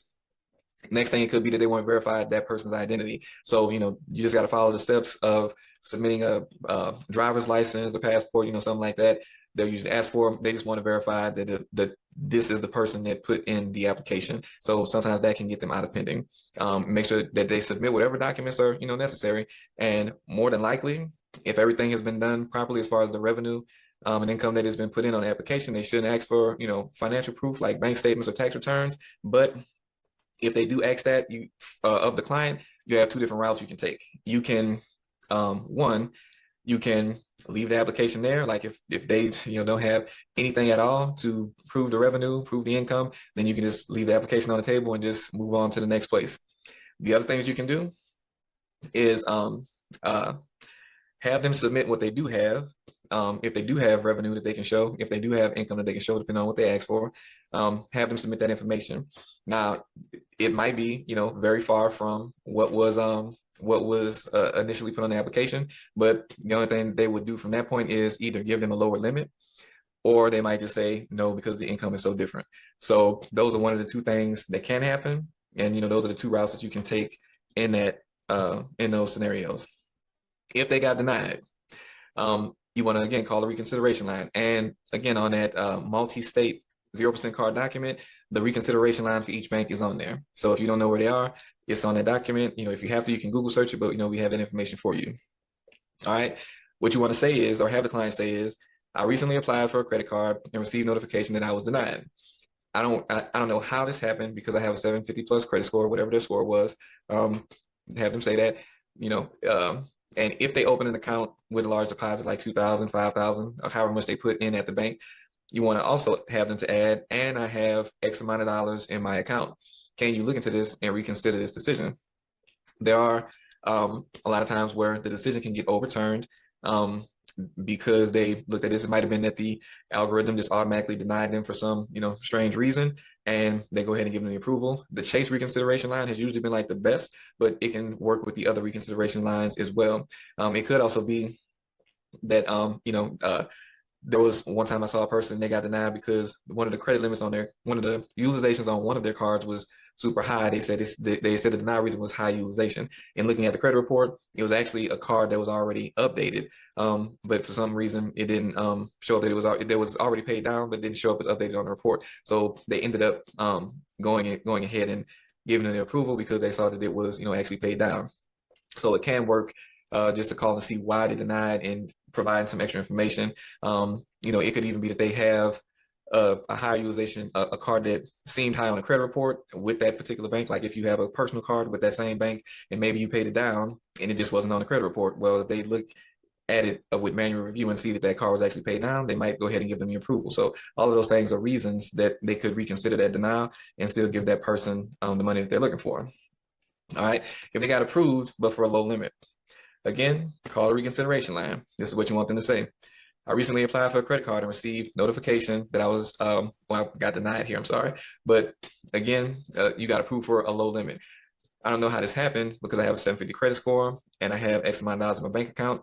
And I planned on doing more business with your bank. And I plan on spending X amount monthly. Again, some of those applications, they don't have monthly spend on it. So telling them how much you planned on spending monthly, and the limit you gave won't let me do that. Can you look into this and reconsider the decision?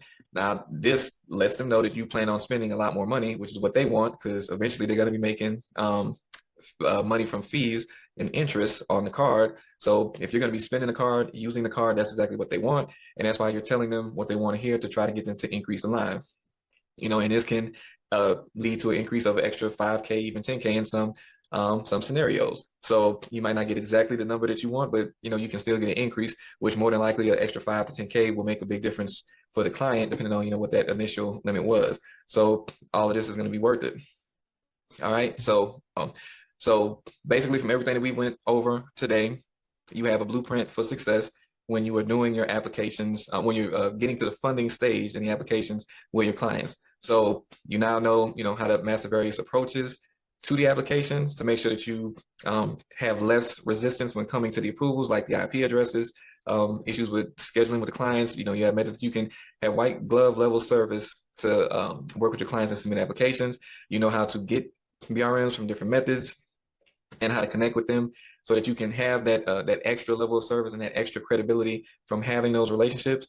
The bank specific data points to use and why those kind of exist and are the way that they are, so that you can use those when you actually get to the applications, and how to navigate through whatever outcomes might happen, whether it be a pending application, a denied application, or a low amount for an approval. Um, and I'll add this too. At some of the banks, you can also combine credit limits on a card. So if you have a card with if you can get multiple cards from a bank and they all have like decent limits or lower limits, at some banks you can combine those limits so that a person can, even if they look like they got a bunch of low limit cards, they can turn them into one high limit card so they can still see the ultimate benefit in the service when they get that high limit card, that they can swipe that one card for everything. And at Amex, they actually allow you to move your personal limits over to your business card limits. So if a person already had limits on the personal side with Amex, and let's say you had to get some increases to get higher limits on the Amex cards, well, you can have them to move some of that extra money from the personal side to the business side to kind of help boost up what they got on the business side. So those are just some things you can do to also help with what they get or their perceived value of what they got with their funding by the time you have gotten them the money that they're looking for. All right, now that's the end of the presentation for today. Perfect. All right, so today starts with the day 5 of the funding bootcamp, which is all about client management. So what I want to cover on right now, why is it not working? Okay, perfect. So far, everything that we covered was during day 1, we understood how to onboard your clients. On day 2, how to review their credit and create a funding game plan for them.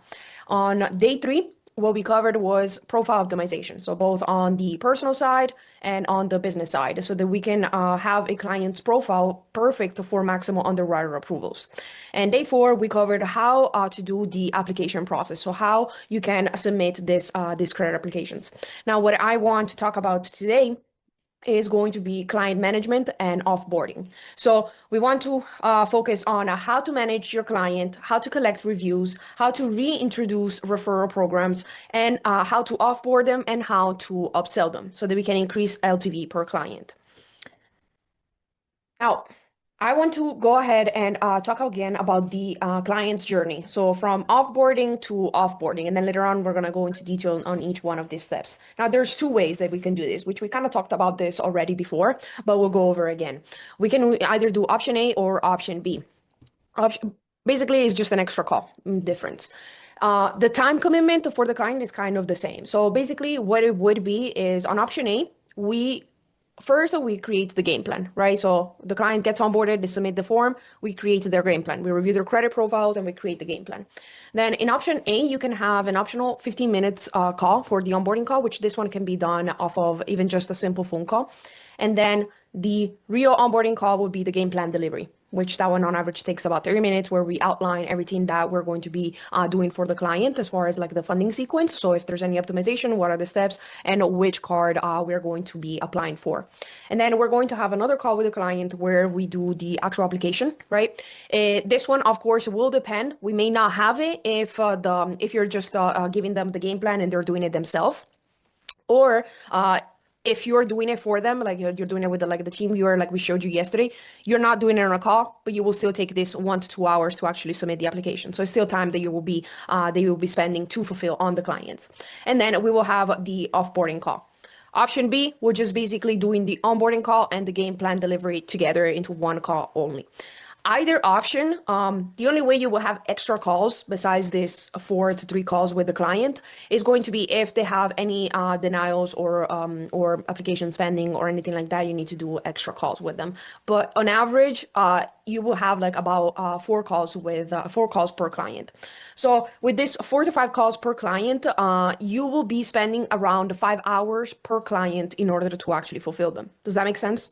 So we are going to have like 1 hour to 2 hours to create the game plan, the game plan delivery, and the onboarding call on average 15 to 30 minutes, up to 45. For the applications, is going to be from 1 to 2 hours. And then for the offboarding call is going to be around 30 minutes. So that averages out to around 5 hours per client in order to fulfill them. And this number is going to be important in just a second, because the next thing that I want to talk about is the team. So what is the fulfillment capacity and hiring threshold? Now, I know that like majority of the people who have been attending the calls for this past couple of days, they were more of solo entrepreneurs. They didn't really have yet a whole team, but we do have some people who have already a full team. And so I wanted to talk about like what would be the fulfillment capacity and the hiring threshold. So when should you be hiring any additional client success manager, or if you're doing it all by yourself, when should you be hiring your first one? Okay, so let's talk about first the CSM time management. The CSM stands for Client Success Manager, which is going to be basically the person who does the fulfillment, right? So you're going to have like at least one client success manager, and their standard work week is going to be around roughly 40 hours a week, right? Now, if you want to do like obviously they're not going to be doing the 40 hours fully just on delivering on clients. They're going to have other tasks, right? So you may ask them to do research, to keep learning learning about funding. Meetings with you guys or any other tasks that you may give them. So they're not doing their full 40 hours just on fulfilling clients. So let's say that is about 70% is going to be fulfillment time. So that averages out to 20 hours a week for a CSM. Now, an average funding cycle for a client is roughly a month and a half. Some clients will be done in less time. Some clients will take a little longer. But what I've seen is that on average, it takes about 45 days for a client to get funded. So each client will take about 45 days, which is a month and a half, and about 5 hours of total actual work time per client, okay? Which these numbers are going to be important now because we're going to start doing some math on this, okay? So what is your maximum current client capacity, right, per CSM? So if your CSM has about 20 hours of usable hours per week, and 0.75 hours per client per week. Actually, I forgot to show you guys that math. Okay, no, okay, perfect. Okay, then it means that one person can actually work with 37 clients, okay?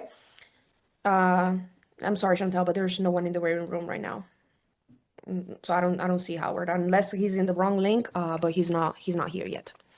So basically, this calculation show that approximately one CSM can handle about 37 clients, okay? Now, to ensure that there's service quality, we don't want to overwhelm our CSM, so we recommend an average of about 30 active clients. But now we have to take always something in consideration, that why is the actual monthly capacity, why does it actually matter?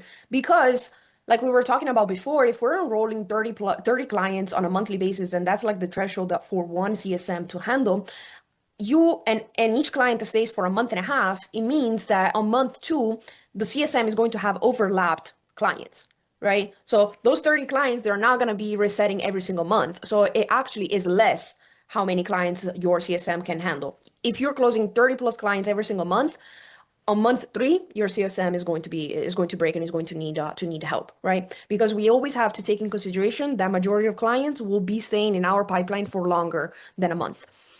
Okay, now I see Howard. Perfect. So what is the actual weekly workload per client? So we have a total of 5 hours per client divided by 6.5 weeks. So that means that we have a 0.75 hours per client on a weekly basis, okay? So how can we actually calculate how active clients are accumulating? So active clients equals monthly new clients times 1.5, which is the months that they normally stay on average, okay? So what does this mean? Is that what is our actual monthly closing capacity per one CSM? If we have 30 clients divided by 1.5 clients, like of length of staying, that means that our CSM can actually handle 20 new clients per month. I know that is a lot of like numbers, but does this make sense? Please drop a 1 in the chat if this makes sense. Awesome. Perfect. So to kind of recap what we were saying before, if we're just going based off of the weekly hours that, if we're going based off of the weekly hours that our CSMs has available and how long it actually takes to fulfill on a client, ideally a CSM can handle 30 new clients on a monthly basis. But because a client can stay for longer than a month, they can actually handle less. So they can actually handle about 20 new clients per month. Does that make sense? Is that better, Kashina? Is that more clear? Perfect. Awesome. So just to be safe and conservative, a CSM can normally handle between 15 to 20 new clients on a monthly basis. Okay. So when should you be hiring a second CSM? Whenever your monthly closure is consistently exceeding 20 clients on a monthly basis. So if for 2 months in a row you're closing more than 20 people, you should be looking into hiring an additional CSM. And then you also want to take in consideration if the clients are staying for longer than 30 days. Because if all of your clients are getting offboarded in within 30 days, then you can wait a little bit longer. And then you would want to check the response times and if there's any funding results slips. So if you notice that when you start closing 22 to 23 clients a month, then and your funding team is producing less results and your clients are waiting longer to get responses, then you might want to look into getting an additional person. And later on, we're going to talk about how to actually measure, control these metrics and how to stay on top of all of it all. Now, if you had 2 people, then that means that they can handle up to 60 active clients and 40 new clients on a monthly basis. Okay. Now, what if it's just you? When should you even hire your first CSM? So as a solopreneur, your focus is already distributing between the 3 departments of the business: marketing, sales, and fulfillment. So basically, if you're doing simple math, it means that you can handle a third of what a full-time CSM could, which means 10 clients a month. Okay. So when should you hire? So you should be hiring your first client success team only when you have 10 new clients per month for 3 consecutive months in a row. So what does that mean? If for 3 months on a row, you enroll 10 new clients each month, at that point, you should be considering on looking into hiring a new CSM. Okay. Now, if you're thinking already right now, or you'll be thinking about this whenever you do reach that point that, oh, I don't have enough time, I can't do it all, I should be delegating, respectfully, don't be a little bitch. You can do it and you should be doing it. And the reason why you should be doing it yourself is because number one, you want to learn the process yourself because you're not going to be able to manage and delegate something that you have never done yourself before. Second, and most important, is because you should be, unless you're rich already, unless you have money. That point number two will not matter if you already have a shit ton of money in your pockets.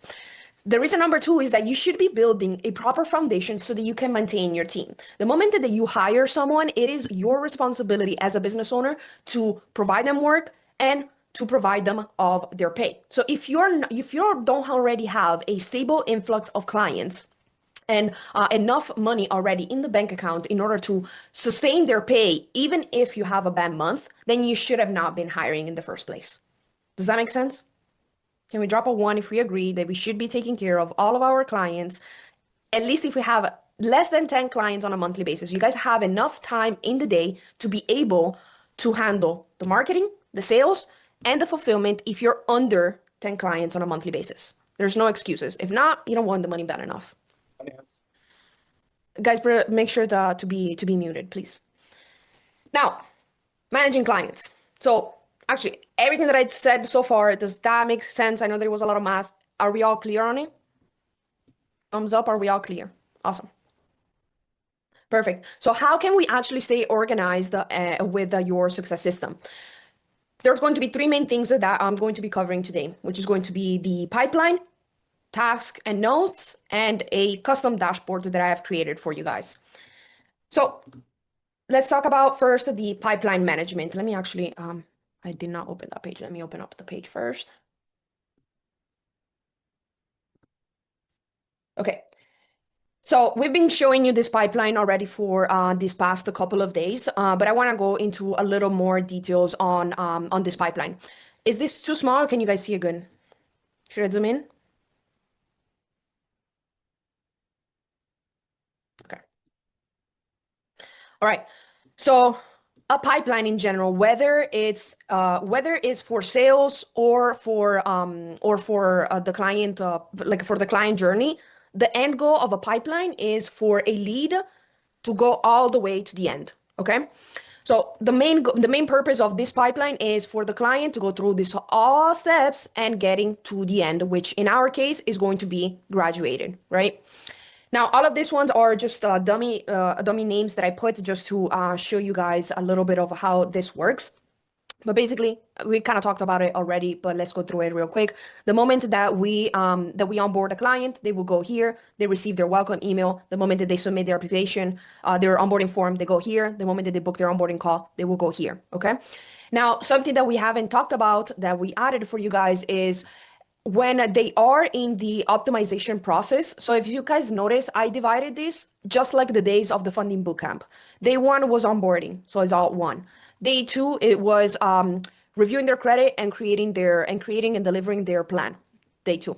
Day three was all about optimization. So all the optimization steps are here, right? And here, what we have implemented as well is that every time that you move a person and it goes into one of those optimization processes, it will add automatically a note to the client with the SOPs of what you're supposed to be doing in order to optimize and take him out of that stage. So let me show you, for example, the automations. As you can see right now it just added the automation. So here we added all the SOPs on how to fix the issue of the bucket of where the client was in, right? So here we have the utilization SOP. So if you are hiring someone in the future, you can either, what I meant is that you can either use this for yourself to train yourself and remind yourself of this, or to train your future CSM whenever you do have them. Now, again, the goal is to go all the way to the end, right? So here we have the optimization process. Here you would put them once is during the application process. If you have people who have gotten denied, they're pending, or they have low limits, you can categorize them in here. So this is just a tool to stay organized, okay? Once you have them funded, you will put them into funded. And once you complete your offboarding call, you will put them into graduated, okay? Now, remember, every time that you're moving these things, stuff is happening, right? So we have videos in the curriculum where we show you, I go in details into what each automation does and triggers from. I'm not gonna do it right now just because this presentation would be too long and I want to cover as much as possible. So basically, you as the manager should be reviewing this, and whoever is your CSM should be utilizing this as a tool, right? Because what you want to do is make sure that you are moving the clients throughout the pipeline. So if you see that there's someone that is like 3 or 4 days that is stuck on onboarding form submitted, it means that they never booked their onboarding call. So what do we want to do? Call, text, and reach out to the client. How can you do that? You would just click on their name right here. So let's say that this is a person. You can, if you have the E2P verification approved, you can click right here and you're automatically calling the lead. And you can make all phone calls through here, and they will be recorded into right here. So right here, a new bubble will show up with the call and the recording. So like that, you can either review yourself to learn, because at the end of the day, even client management is a little bit of sales, right? Or you can review your client success manager to make sure that they haven't said anything wrong, right? Now, you can call them, you can send them an email. So right here, you can send them a text message, or you can send them an email. For my people who also are targeting the Hispanic community, you guys can also attach WhatsApp. So you can send them messages directly to WhatsApp, since I know that for that demographic is more common to use WhatsApp instead of regular messages. So right here, this is how you can message and contact them. Now, something else that you should be doing is utilizing the tasks and the notes. So in here, obviously, we want to put all notes about the client. So anytime that you have conversation with them, or that you have done something for them, I would add a note here so that everything stays organized into one place only. Now, if you have something that you have to do for them, or that you have to remind them to do, I will utilize the tasks. So let's say that, for example, we asked the client to pay down credit card by, and then we put the date. Here we can put a description of the task, and then here we can set a reminder of the date and the time. So now we're going to receive a notification that, like, the date that is supposed to happen and at the time, and now I can be like, oh, let me go message my person. Let me now open the name of the person, message them, hey, just a quick reminder, you're supposed to be paying down your credit card, or whatever the task was. Okay, so this is a tool that you can use to stay organized and remember everything that you're supposed to be doing for the client, or to maintain them accountable on what they're supposed to be doing. The CRM is a separate thing from school. Is as well $97 a month, because it's two different services. And yes, the opportunity value is calculated based off of the funding that you give them, not the personal credit card limits. That's the funding that we're going to give them, and I will show you in a second why we put it there. So here, the opportunity value will stay at 0 until you have funded the client. So once you fund your client, in the opportunity value, you would put here the total funding amount. Okay. Then if you want in the notes, you can put like each approval like separately, or you can just use the game plan with the results tab. But here you would want to put the total funding amount. Okay. Now, let me make sure I'm covering everything. Okay, okay. So, uh, something that we haven't discussed yet during the previous presentation was how to charge a success fee. I know that a lot of people in the community either do a success fee or they charge upfront. If you were to be charging a success fee, then you need to make sure that you have these things in place in order to make sure that you're charging them right away and that you're collecting all of your payments. So number one thing that I would recommend doing, and we have a full SOP, I'm not gonna go through every like all the little things, but the number one thing that I would do is that you need to request them to have a credit card on file, preferably having an ACH form where you can withdraw money from their bank account if they decide not to pay you guys. So a lot of the times with the success fees, people could run off, with the approvals and not pay you guys. So one thing I would do is to always ask for either a credit card or an ACH form to have on file as backup if the client, decides not to pay. Second thing would be to have a success fee payment and collection authorization clause into your guys' agreement. In our template inside of the CRM and is also as well in the community, that clause is already added. So if you already have some agreements that you're using, you can just go ahead and over there and copy and paste it into yours and add it. And I would have both a checkbox and a initials so that the client is actually making sure that they're reading it. And if they didn't, at least they put their initials so you can keep them accountable to it. So basically what we want into this clause is basically to tell them that their success fees are due upon approvals. They have about 10 days in order to pay them. The reason of the 10 days is because they're gonna want to use the credit card to pay for it, obviously. So basically, you would want to allow them 10 days. 10 business days. So 5 to 10 days for them to receive the card, to activate it, and then to submit the payment. So maximum 10 days. And if they don't comply with that, you can also send them into collection if it has to escalate to that point. Normally, majority of the time, is more of a scaring tactic. I've never, like, for the little times that I've had to do a success fee, and I had some instances where clients weren't like they weren't paying fast enough, basically. It was more so of a scaring tactic. I've never sent anybody actually to collections, but it's something that you can tell them. They're here talking about their credit. They know that you know everything about their credit, so normally they take that pretty seriously. And then you'll want to implement a card arrival and activation follow-up sequence. So basically, the moment that a client gets approved, you want to make sure that you're adding yourself a task, just like I just showed you guys, reminding you that in about 7 days from that day, they're supposed to have received their card so that you can go ahead and message them again. Now we have a whole SOP here on how to collect the success fee. So you guys can review it in here. To kind of skim through it quickly. The first thing is that the success fees are collected upon approval, and we are only waiting if we have to wait for the credit card to be received and activated. But a lot of banks are offering having a digital cards. So banks like Amex, Bank of America, Chase, and Wells Fargo, you can actually collect the payment right there and there because they offer digital cards. But how can we actually know how much they got approved for? So it depends on the scenario on how you're submitting the application. So it goes back to what we were talking about before. Did you do Zoom applications live with them? Did you do TeamViewer where you're submitting the applications for them? Or are they doing it themselves alone? Because in the first two options where you're doing the live Zoom or the TeamViewer, you most likely know because you're there with them or you're doing it for them. So you can see the approval rate, right there and there. So you can just do your calculations right there of how much it's supposed to be. And if instead they're doing it themselves, or in the event that for the other first two options that I just mentioned, the client application is pending, so you don't know the funding total amount right there and there, then you would have to ask the client to send you proof. Something else that you guys can implement as well is that you can tell the client that until you see the proof of the previous approval, you will not be giving them the data points for the next one. So they're basically stuck in that process. And plus, if they don't tell you how much they got approved for, or if they got approved for, that means that they technically got denied. So they would technically go ahead and tell you and complain that they got denied. So unless you're hearing a complaint, it means that they got approved for something, right? And then in the bottom here, we have all the other, all the full SOP on how to request a credit card on file and how to do the 5-day follow-up sequence as well, with templates of text messages and emails to send them. So that's how you can collect payments. Next, something else, another tool to stay organized on the go ahead level system is going to be utilizing your dashboard.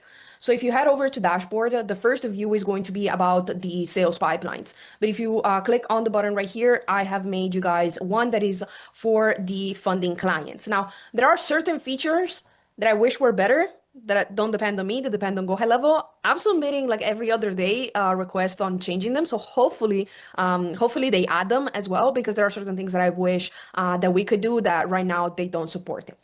But to give you guys a quick overview of how this looks like and works, right here, at first we have the client management part. So here, we're going to be able to see a list of all the tasks that we put. So every time that you put a task on lead, right here, you're going to be able to see the tasks, right? Here you can put between pending, if they're completed, or all of them, and then you can put the date. So from ascending, descending, and so on and so forth. Now, the one feature that unfortunately I cannot do is that here you will see the task of everybody. So it will also include any tasks that you may put from the sales pipeline. It's not just the client's pipeline. That's one of the features that I'm asking them to add to be able to filter this task option.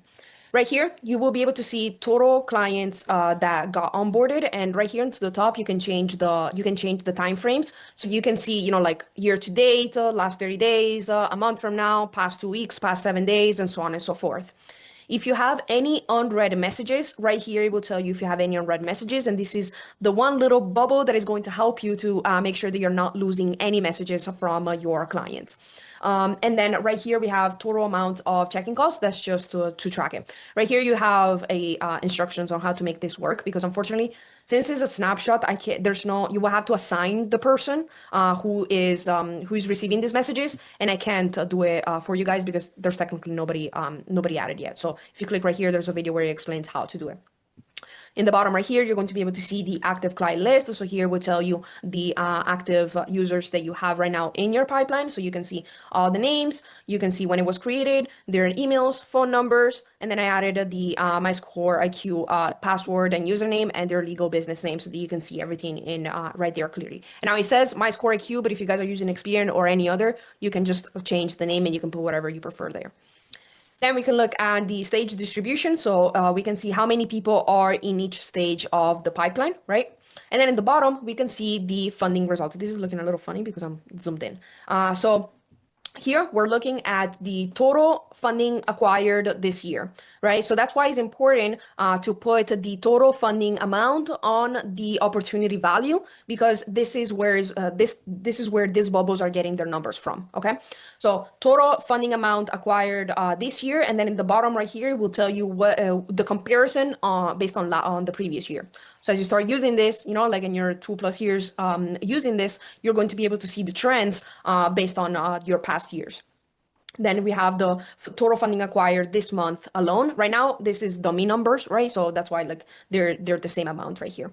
And then here it will give us an average of funding per client. And then it will tell us also how many clients we have lost, okay? Now, why is this important? This is important because you can open this up even during a sales call, and when somebody asks you, okay, but like, how do I know if you're actually gonna be able to fund me? You can tell them like, hey, look, in this year alone, I've already acquired $1.2 million of funding. This month alone, it was this much, and on average, between all my clients, they all get this amount. So, and you can show them that this is from your CRM, from your system, and is your real number. So this can also help you. Not only helps you track your funding results, but it can also help you on both your marketing and on your sales process, because now, if you have a dashboard like this and you're showing these numbers, you can easily do an ad where you're showing this, So just like sometimes people do the screenshot of like their Stripe dashboard that they made X amount of money, you can now show this instead. And obviously, you can also backtrack this. So if you have already, you maybe in a spreadsheet or anything like that, you can add all your past clients there so that you can start to automatically add it in this number so that you can populate this. So this is the dashboard that you can use to stay organized with your client. So to recap, how can we actually stay organized? you're going to check your funding dashboard on a daily basis, look for any unread messages, any tasks that need to be completed or that you have to remind to your clients to complete. Check your pipeline. The goal is that all leads reach the end. And then utilize your tasks and your notes so that you can keep yourself and your client accountable and organized. Okay. Now, how can we offboard a client? And you should be scheduling a call with your client, but you shouldn't be calling it like offboarding. Some titles that you can use is capital maximization session, capital optimization call, or my favorite, post approval strategy session. Okay, and the purpose of this call is to review this is what you can tell the client before booking it. Like, this call is to review the results we got you, show you how you can squeeze in even more value out of the cards that we got you, and then talk about what was the experience like, so that you can help us and contribute into us being able to improve our service. Okay. So that's the purpose of the call. But the real purpose of the call is to collect a review, introduce referral programs, and upsell your clients. Okay. Now, I created a whole offboarding funding client SOP. We're gonna go over really quick on them. And is this big enough? Is this good? Okay. So the purpose of this call is to review all the funding results and approvals, educate the client on how to maximize the rewards, points, and leverage them, reinforce the value that we just delivered, collect organic feedback and testimonials, reintroduce upsells, and then reintroduce also your referral program, which technically you should have already said in the onboarding call. So first off, for all of your client success manager or yourself, if you're doing these calls, you should be having a internal preparation. So before the call, you want to make sure that you have the funding game plan open, which means the template that we showed you guys right here. So their funding template, and then having the results page open for them. Okay. Now, you should be reviewing all the list of the approvals, be aware of all APR and promo terms, review the reward structures, key benefits, and then do smart usage recommendations per card. Okay. And then you would want to identify already one or two relevant upsells based off of, their business type, the offers that you guys already have in your arsenal, the revenue level, and their intent for the capital. Okay. Now, the call structure, this is how it should be. Step number one is going to be, obviously, like always, framing the call, right? So today's call is going to be reviewing everything that you were approved for, show you how you can use each card the smartest way possible so that you can maximize the points and benefits, and then talk about how this experience was so that we can help improving. At the end, we will also talk about the smartest next move for you, if there's any that you can do, okay? So first, what we're going to be doing is reviewing their funding results, okay? So basically, you wish screen share. You will go over the results list. So you would tell them, okay, this is all the cards. We got approved for all of this ones. Your total funding approval is all of this. Now, based off of the cards that you got them approved, you would want to kind of go back to this ones and utilize this page to talk to them about what are the benefits of each one of the cards. So let's remember, this one was a 0% for the next 12 months. You're going to be having 2x points on purchases up to blah, blah, blah, and go over each one of the details of what should be using this card for. So you want to outline to them which card they should be using for what purchase, okay? So as we all know, like if we have a certain card, like basically we will tell them like card by card what this card is best for. So we will tell them this one is best to be used for ads, inventory, travel, software, so on and so forth. Talk to them about the reward structure. So if there's any threshold of amount of spend that they should be doing in the next X amount of months, you would want to explain to them, hey, in this card, make sure that you're spending X amount so that you can actually get those points, okay? So tell them how to strategically use this credit card. And then you can give them optimization tips. So, basically talk to them about this card, don't make right away a super huge transaction. Chase is a little bit picky if you make big transactions right away. So they may close your account or flag it. So make sure that you're not, making big purchases right away and so on and so forth. So basically just give them a little bit of guidance on how to properly use these cards. For each one of these steps, I push you guys like a template of like what you can tell them. Okay. So again, here's what I was just saying, educate them on the usage and the risk of each one of the cards. So step number 5 would be basically talking about their experience with your guys' program, which basically means a testimonial for you guys. So we're basically getting a testimonial without them feeling like we just booked the call just to ask them for a testimonial, okay? Because we all know sometimes it's hard to get testimonials. Like people don't really want to book a call, and mostly the funding clients, they just want to go on with their day. So if you're already booking a call with them and you're framing it as, I want to go over to about your results and how you can maximize the thing that you already got, they're not going to want to miss that call because they're going to feel like they missed on something that was part of the package that they paid for, right? So halfway through the call, that's where you would start asking them a couple of questions. So what stood out the most to you about this process? Was there anything that you got that you didn't expect or you didn't think you would have gotten? Ask a couple of questions, and this is the part that of the recording that you can clip and use as a testimonial. Remember, if you're using our template of agreements, in the agreement, we do say that every single call that we do is recorded and can be used for these purposes. So they have already given you, they already signed an agreement that says that we can do this. So we're not doing anything illegal or anything that they don't, they shouldn't be doing, that we shouldn't be doing. Okay. And then next, you would want to introduce the referral conversation. You want to do it casual. Thank you so much for sharing for that. That means a lot. Do you know anybody else who would be benefiting from this offer and it would be a no-brainer for them? They will tell you, okay, if you think of anybody else, please send them our way. We will give you an X amount of dollar amount bonus for the referral. So you're kind of like already telling them, but you're not being too pushy about it. Okay. And then next, you will want to introduce the upsells for your other programs. Now, this one, I put some examples, but obviously it depends on what you guys already have and if you're targeting any industry, any niche specific people, right? So what you could tell them is that based on what you shared and everything that we have worked on together for the past X amount of time, there's a couple of ways that we can help you grow even further. So let me walk you through what makes sense. And remember, we don't want to like slap them a whole list of like seven or eight upsell offers. We would want, like, you know your client already because you have worked with them, so you would want to pick only the ones that make sense, right?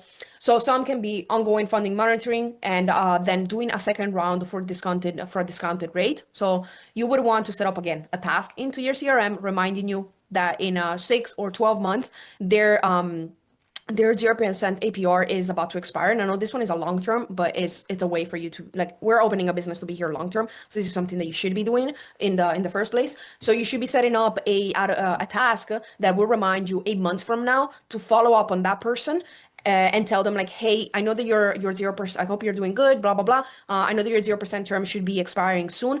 Do you still have balance on your credit cards? Can I help you getting approved for more 0% cards and doing any balance transfer? So that's the easiest upsells. And you can also charge them for a low monthly retainer to track both their personal and their business credit. So that could be option number one. Option number two would be points optimization, points and travel optimization programs. There's people like I've seen them inside of our school community that they charge over $10,000 for this offer, which is basically helping clients on how to maximize their points and then how to best redeem them for travel. So if you know about travel hacking, this is something that you can sell as a service. Also, you can talk about business credit, so how to build their tier 2 and tier 3 to get EIN only funding options in the future as well. And then capital development. So this one, it will depend if you're in a specific industry, if you have the knowledge into any specific topic. So if you know about crypto and you want to upsell them into a crypto offer, into a real estate or whatever else option that you can give them. And this one can also be by also referring it to someone that knows this, right? So referring it to another high ticket program where they can purchase a business or whatever the case may be. Okay. Then you can have kind of like what I was talking about, monthly membership programs. So school communities, for example, right, that you can sell them into, that it can be about travel hacking, business credit building, bookkeeping, or just having like private calls and resources to learn more about business credit in general. Okay. And then referring commissions. So you can refer them to bookkeepers, to CPAs, to tax people, and to other high ticket programs. And remember, you want to present 1 or 2 offers. You wouldn't want to present them too many, depending on the things that you have in your arsenal to be able to offer them. Okay. And then step number 9 would be to have a clean close. So at this point, you're officially complete with the funding phase. You now have all the tools, capital, and strategy to move forward confidently. And that's it. That's how you can offboard one of your clients. One thing that I forgot to mention here In our offer for the funding offer, when we charge the $6,000 program package, we normally offer a one inquiry sweep included. So whether they need it at first to get ready for funding or after the funding. So that unlocks another upsell, because if they use it at the beginning to get ready for funding, that means that they're going to have increase at the end of the funding round. So inquiry removal is something else that you can use as an upsell. Okay. Now, here's the this is basically like the full journey of how you can manage your clients.